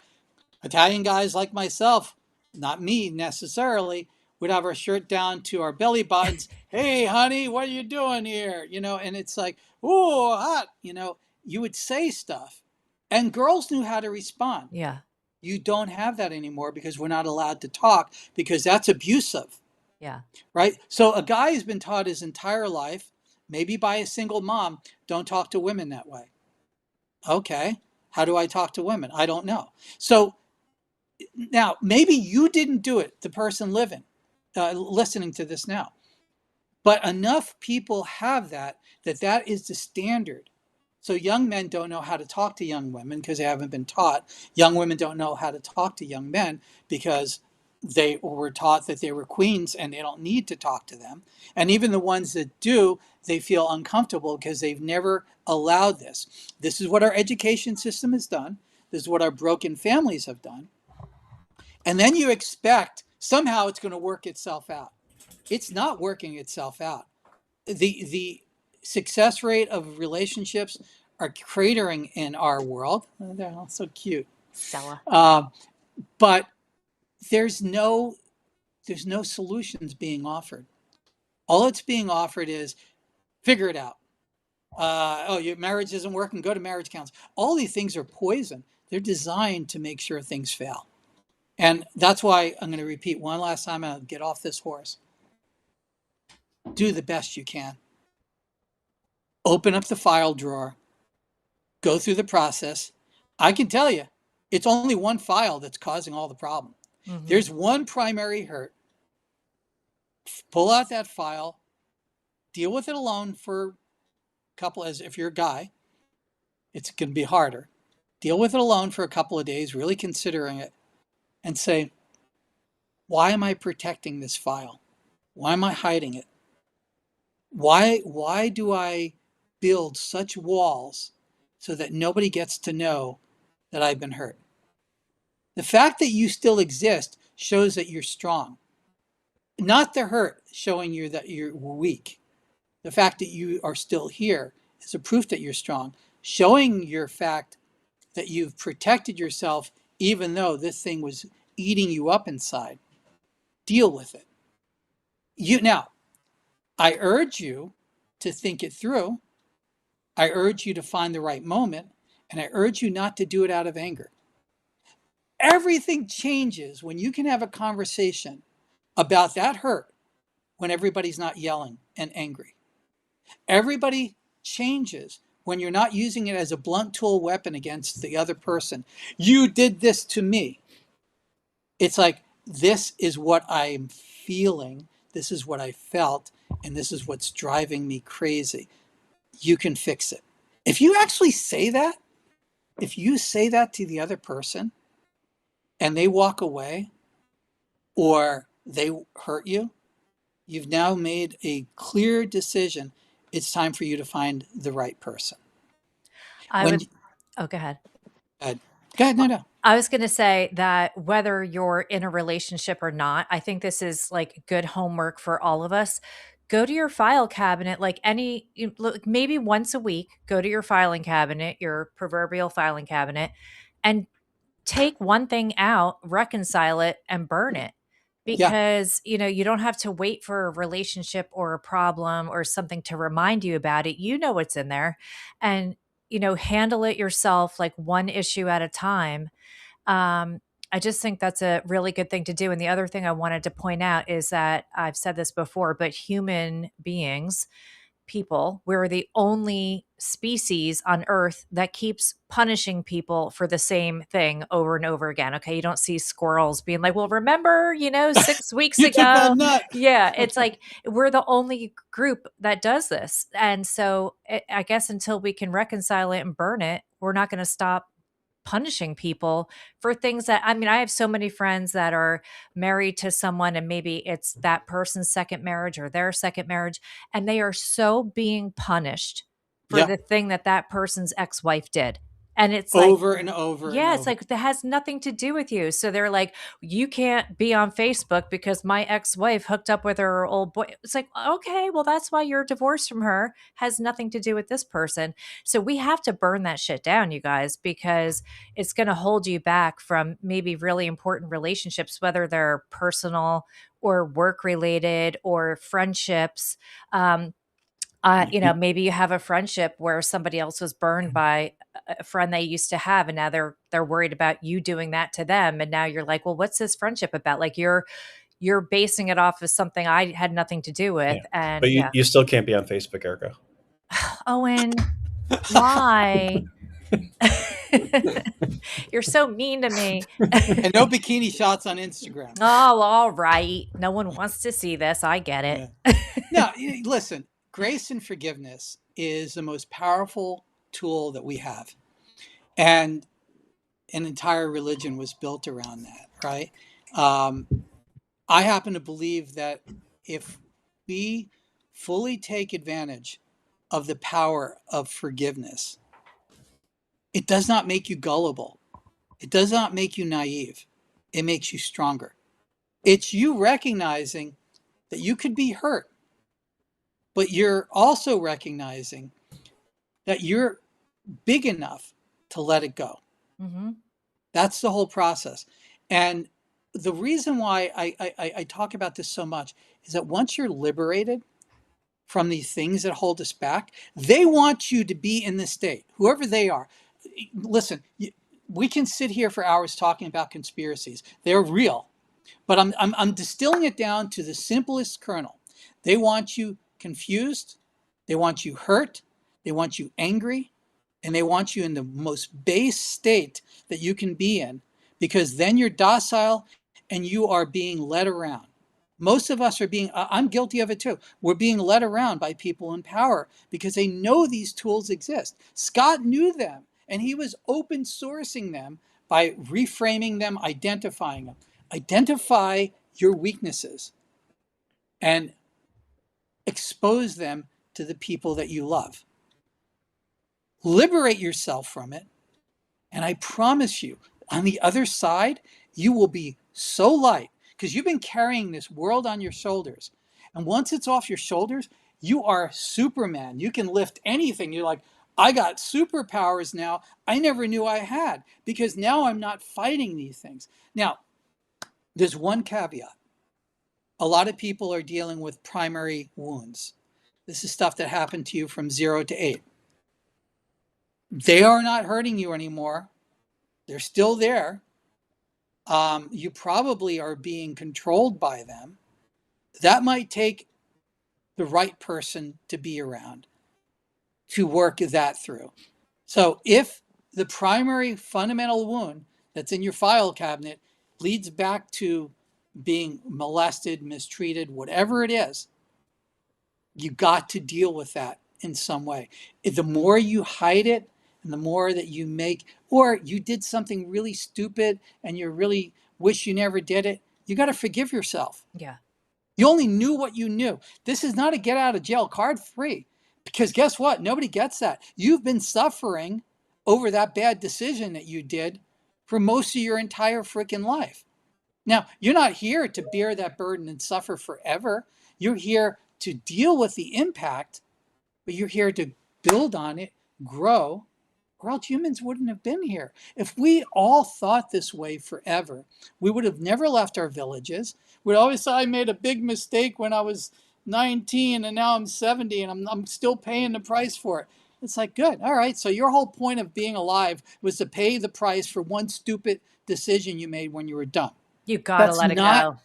yeah, that's not a forget. It's not permission to go out and do stupid things. That's the immediate debate tactic that most people will give you. It's like, oh, if I treat everybody that way, they'll go out and do bad things. It's like, no. The fact that this world even exists is that most people don't wind up doing that. They don't keep doing the bad things over and over.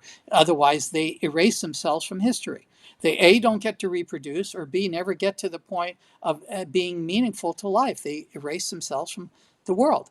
And unfortunately, there's some people that are going to do that. You can't save everybody. But to distill this down to that one point, the one Scott Adams point I'd like to make here is reframe all of this. Forgive yourself, number one. Whatever's hurting you, forgive yourself, take the steps back, accept the fact that you've made bad decisions, bad choices, read person the wrong way.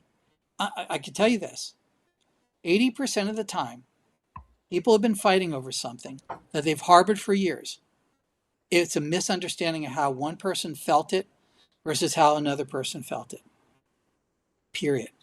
And once somebody can at least peer into, oh, wow, you felt it that way? Okay, I get it. That's not how I meant it. Oh, but you did it anyway. There's still going to be some of that back and forth. Don't go down that road. But once you see it from the other person's perspective, you're like, all right, they had this burden of, like you said, my ex hooked up with somebody from high school. It still bothers me. You know how you deal with that? That woman could easily go to the person and say, hey, rather than a pushback, honey, I get it. I'm going to do everything I can to make sure that you don't have to feel that way again. Notice the words, feel that way again, because it is a feeling that he has that he got hit over the head with something he thought was innocuous, his wife on Facebook. And now that's not going to happen again. You're not going to fool me again. You get so caught up in the last bite that bit you, right? That's what bit me the last time. That's going to, it's like, you know what? Every relationship has to start from a purity standpoint. That's why you don't have a lot of them. You should not have hundreds of relationships because each one will take away from that purity. You have to give the other person the freedom to do whatever they're going to do, even if that means hurting themselves and hurting you, because you don't have control over them. This illusion of control is where we get our problems from. Oh, I'll keep her in a box. It's like, you're not going to do that. I'll keep him in a box. You're not going to do that. The best thing you can do is have such a tight communication system that you don't ever want to be with anybody else. That they know you like the other side of your body. You become simpatico. You become one person. That's the beauty of it. And how do I know that? Not through some new age manual. I went to old homes, senior citizen homes, and I sit down and I talk to these people. And they will tell you this in their own words. And their words are much more powerful than I could possibly give power. It's like, what was the meaning of your life? Well, it was my husband. He was the other part of me. Did he ever mistreat you? And they laugh. Of course he did. Did you ever mistreat him? Yeah, of course we did. But we understood each other. Did you love him? Love, and to such a profound level that they don't even have words for it. What winds up coming out, instead of words, tears. Because they can't express being married for 40, 50, 60 years and that person's now gone and feeling this massive peace eliminated. That is what we're supposed to be, right? We're not designed to be alone. We are born alone and die alone, yes, but during this process, we're designed to be pair bonded for life. And that's the goal. And now, if you haven't done that yet, you can do it now. Start where you are. right? And why am I doing this? Because this is the act of rebellion. This is the most rebellious thing you can do, is to form a solid relationship. You want to fight everything in the world? You want to stop whatever bad things are going to happen? Form the tightest pair bond that you can. Fix the pair bonds that are broken. Fix the pair bonds that are broken in your family by communicating, by seeing the other side of it, not accepting it, seeing it. And I can probably, you relate to this, Erica. Women want to be seen, right? They're not necessarily always heard, but want to be seen. And most guys don't know how to do that. And when you were in a multi-generational home, you learned how to do that as a male. I kind of saw it.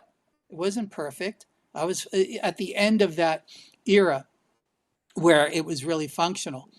But think about the young kids who've never seen what that functionality looks like.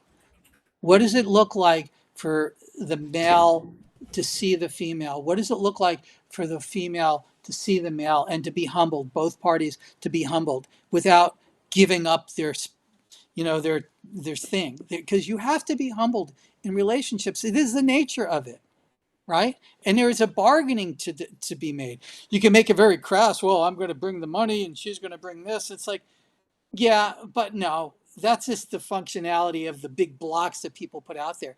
The real functionality is the fact that you have a refuse. You have a place to go to when the world gets really complicated, when a world gets scary, right? For both parties. It looks scary differently for both genders. The reality is that's the most rebellious thing you can do. It's the strongest thing you can do politically. The strongest thing you can do financially.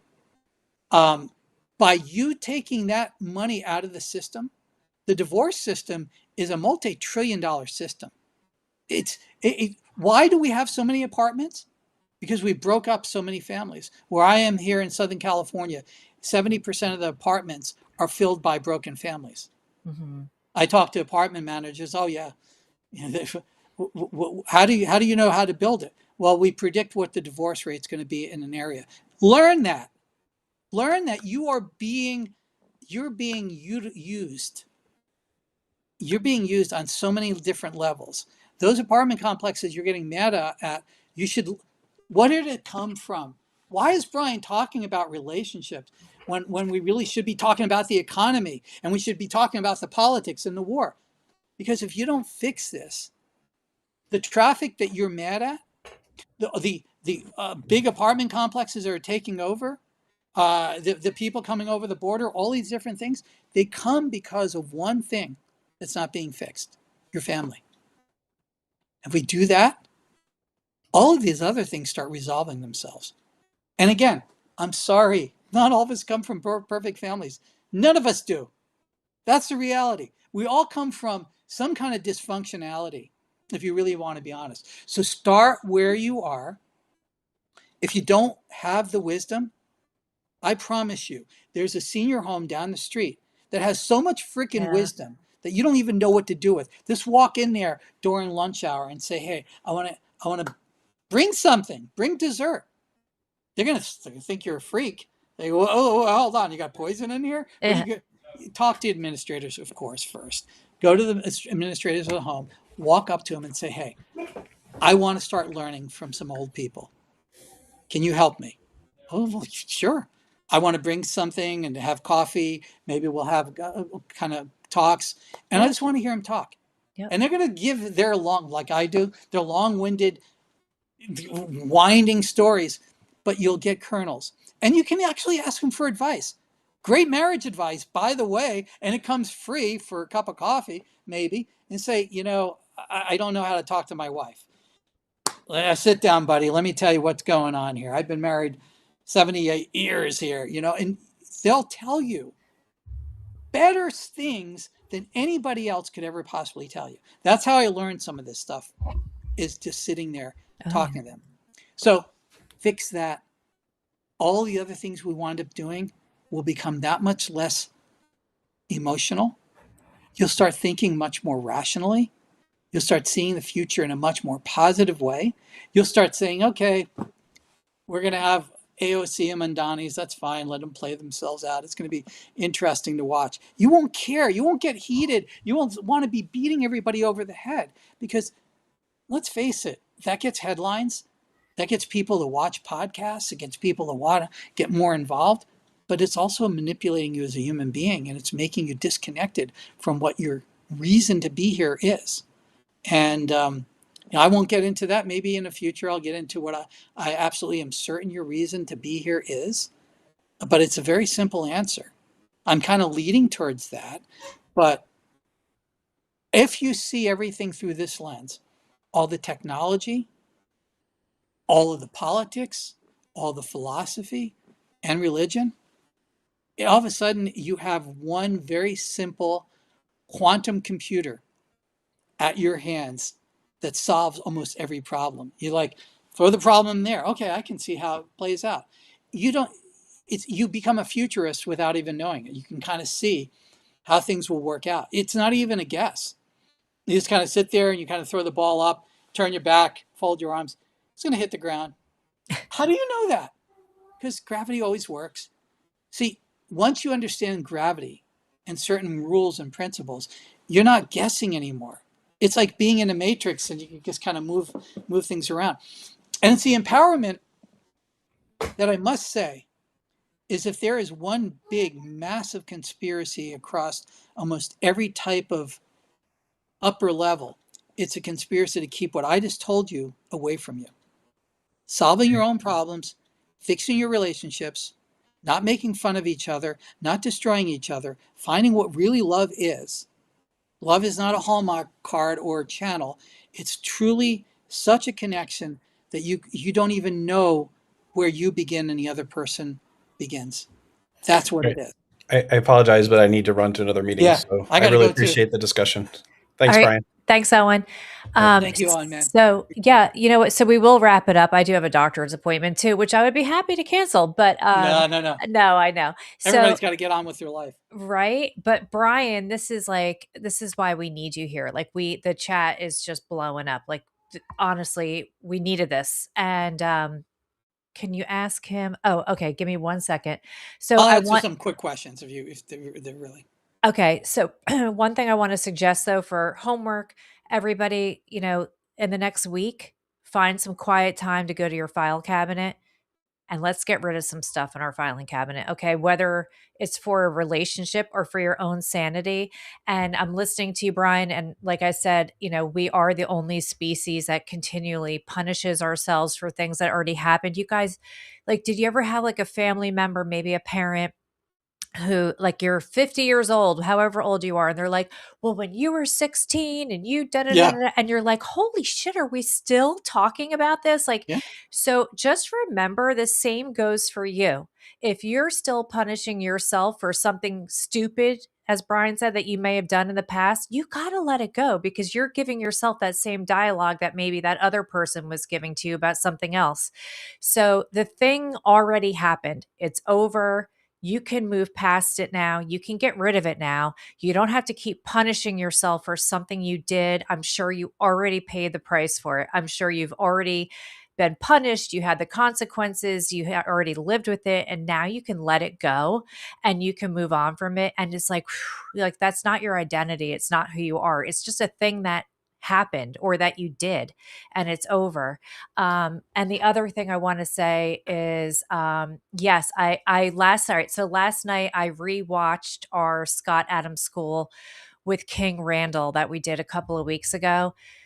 It was so great, you guys. Go back and watch it again. Like, here's a 27-year-old man, and he is so focused on his community and how he's raising his family. And we can all participate. I love nothing more than spending a few hours in an assisted living or a nursing home. These people are just gems of important information. So, you can adopt a senior citizen, adopt a younger kid, meaning just spend time with them to mentor them like King Randall was doing and like Brian's suggesting. There's so much we can do to be useful to either heal wounds or gain wisdom or, make someone else's day brighter, make your own day brighter, which will make everyone's day brighter. So there are so many opportunities for us to benefit from the people around us and not be brought down by like what Twitter's saying or the media is saying. They all have agendas. So you have to always remember that the media has an agenda. The one question I wanted to ask you, of course, I'll miss you too, Metal Seer, is somebody asked if you needed, oh gosh, where did it go? A certain type of computer. Oh, you guys, it just scooched away. Someone said, ask Brian if you need a particular computer for Grok. For the Grok, No, maybe. Okay. the computer's in the sky. You can use your cell phone to do it. It's so powerful. I mean, once you start riffing off of what you can do with Grokbot, and again, others will come, but this is like the inception point. I feel like it's the Apple iPhone moment for AI, because AI was a Q&A type of thing. This is AI actually doing things for you, like an employee. I started Zero Human Company, and I did that on my own computers, but this is the manifestation of what that looks like. Air gapping. That was the word, air gapping. Yeah, air gap. Listen, ultimately, you want to build a company where you own all of the hardware and software. But, like Owen was saying, you want to rent until you get there, right? So ultimately, yeah, rent, and Grokbot is a powerful tool to be able to do that. Listen, Elon's not perfect, but if I got to bet money on the direction, I'm going to bet on a guy that wants to make sure humanity survives uh, some catastrophe. Right. Okay, so you guys are so cute, the chat. Brian, we are obsessed with you, and you guys, I promise, I will hunt down Brian till the ends of time. So he knows that he can't escape me, because we need you. We need your Thank you. advice. We need your wisdom, and we all love this so much. So I really hope that this talk with Brian today, you guys, was beneficial. It looks like it really was, and look at how long we went on. You're the best. Thank you for staying and giving Thank us you. your Thank time. you. And what I'd love to do is sometime in the next month come back and talk to the people in the audience that have actually done the homework, because Okay. we can do this together. I mean, our success stories of being able to remove one item at a time, basically as you do one item, they all just start coming out and you start saying, oh, that's ridiculous. It's like spring cleaning. You're kind of I didn't use this for 30 years. What am I doing with that there? And look at it like a spring cleaning of your brain. And I can only promise you that your life is going to be better. There's no question about it. And there's one more thing I'll leave you with. We're all dealing with depression. The only way out of depression is not drugs, it's acts of kindness. If you want to go out and help somebody and you got even the slightest depression, you don't think you're worthy, go out and do it anyway. Those acts of kindness. What I used to do when I would get really depressed is I would take a broom and I would go out and sweep somebody's front of their house. Aw. And people would be like, what are you doing? I go, just helping. Mostly an old person. And I just wanted to make everything look a little better for you. I love And that. it'd be a little challenge, like, oh, you don't think I want to keep things clean? No, I got problems and this is how I work through it. And all of a sudden people are making cookies for you. They're bringing out you drinks. You're meeting people. All of a sudden you're not depressed anymore.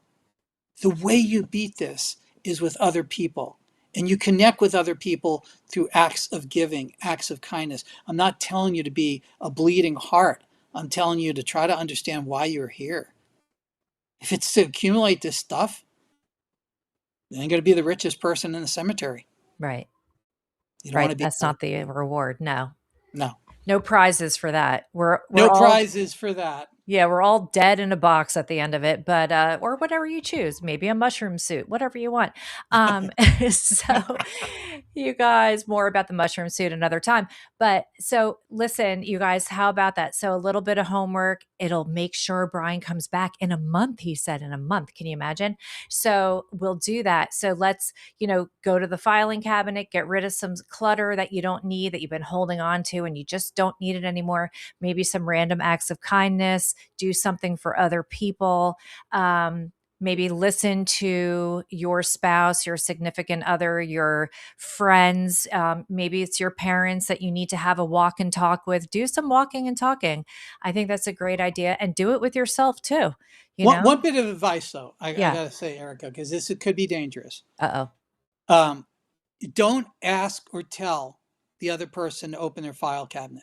It's not your job to do oh. that. Right. Do The your own. only way you can be is the example. And you can say, I found something out new. You can blame it on me. This weird guy with long hair in California gave me this idea to open up my file cabinet. I actually gave it a try. And it kind of worked. So this is what I'm doing. I pulled this out, and this was something I'm dealing with. And I don't want to talk about it necessarily, because you don't need to talk about it. Once it's out, it's like, okay, this is not about having a 10-hour chat session with your significant other. Say, well, this is kind of how it made me feel. And I know that probably doesn't serve me, and it probably was wrong, because I was younger then, I was dumber, and I didn't really understand what I know now, and I don't know why I was keeping it. So I'm going to burn it.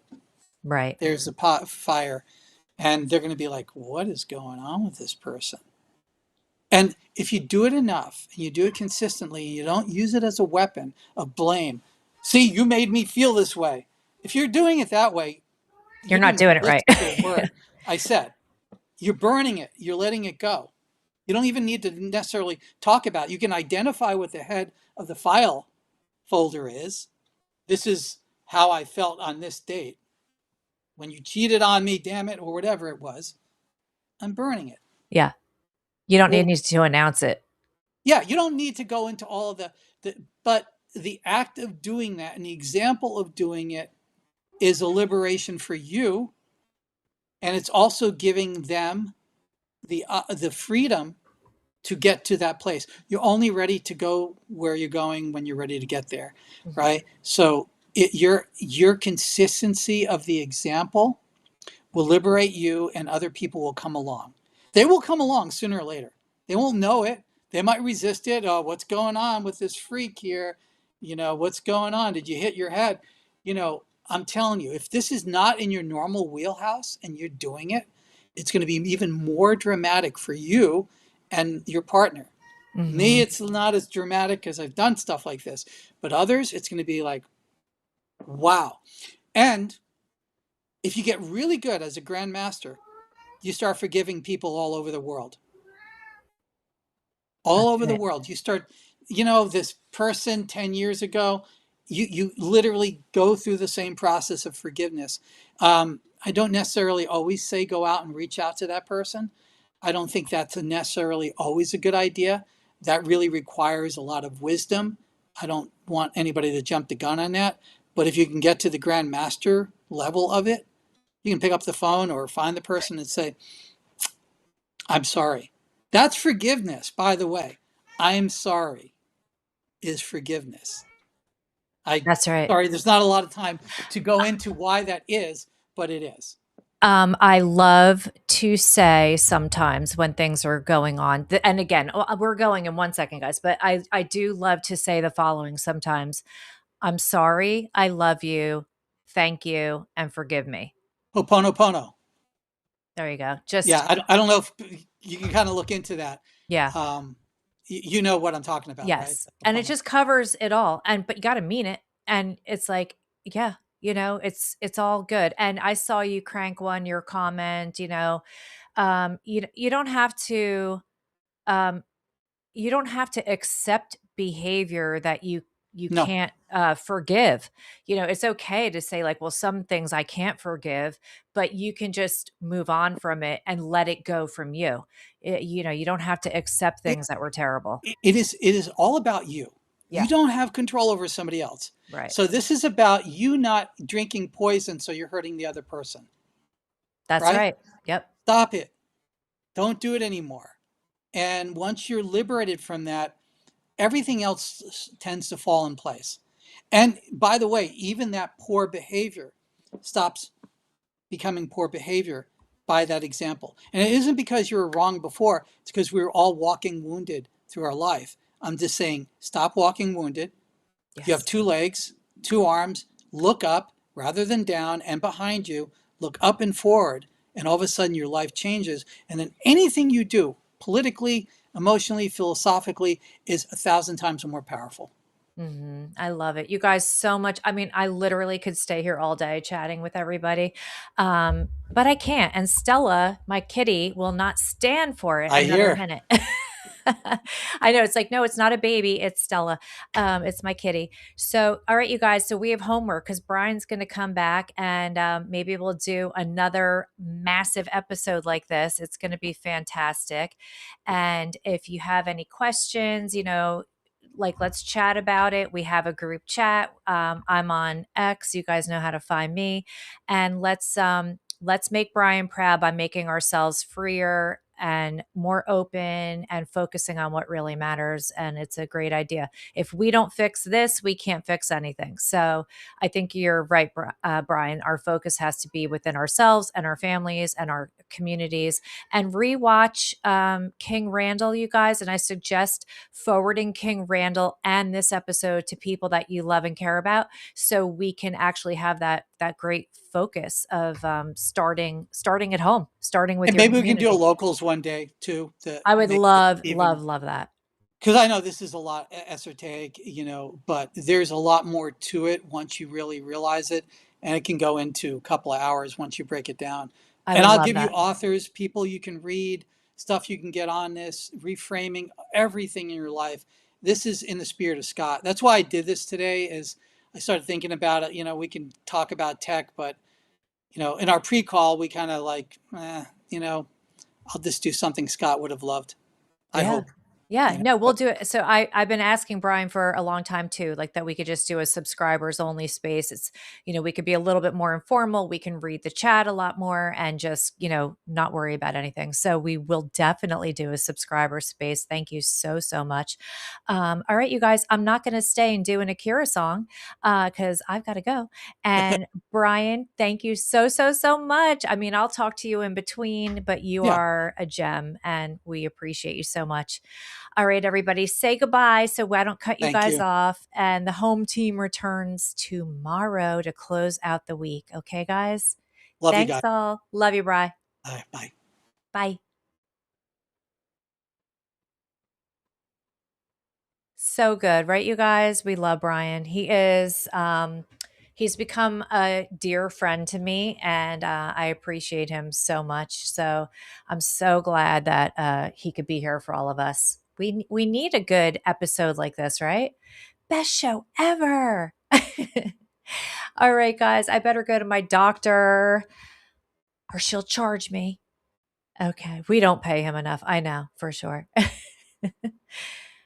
All right, guys. Love you guys. See you tomorrow morning. Be good.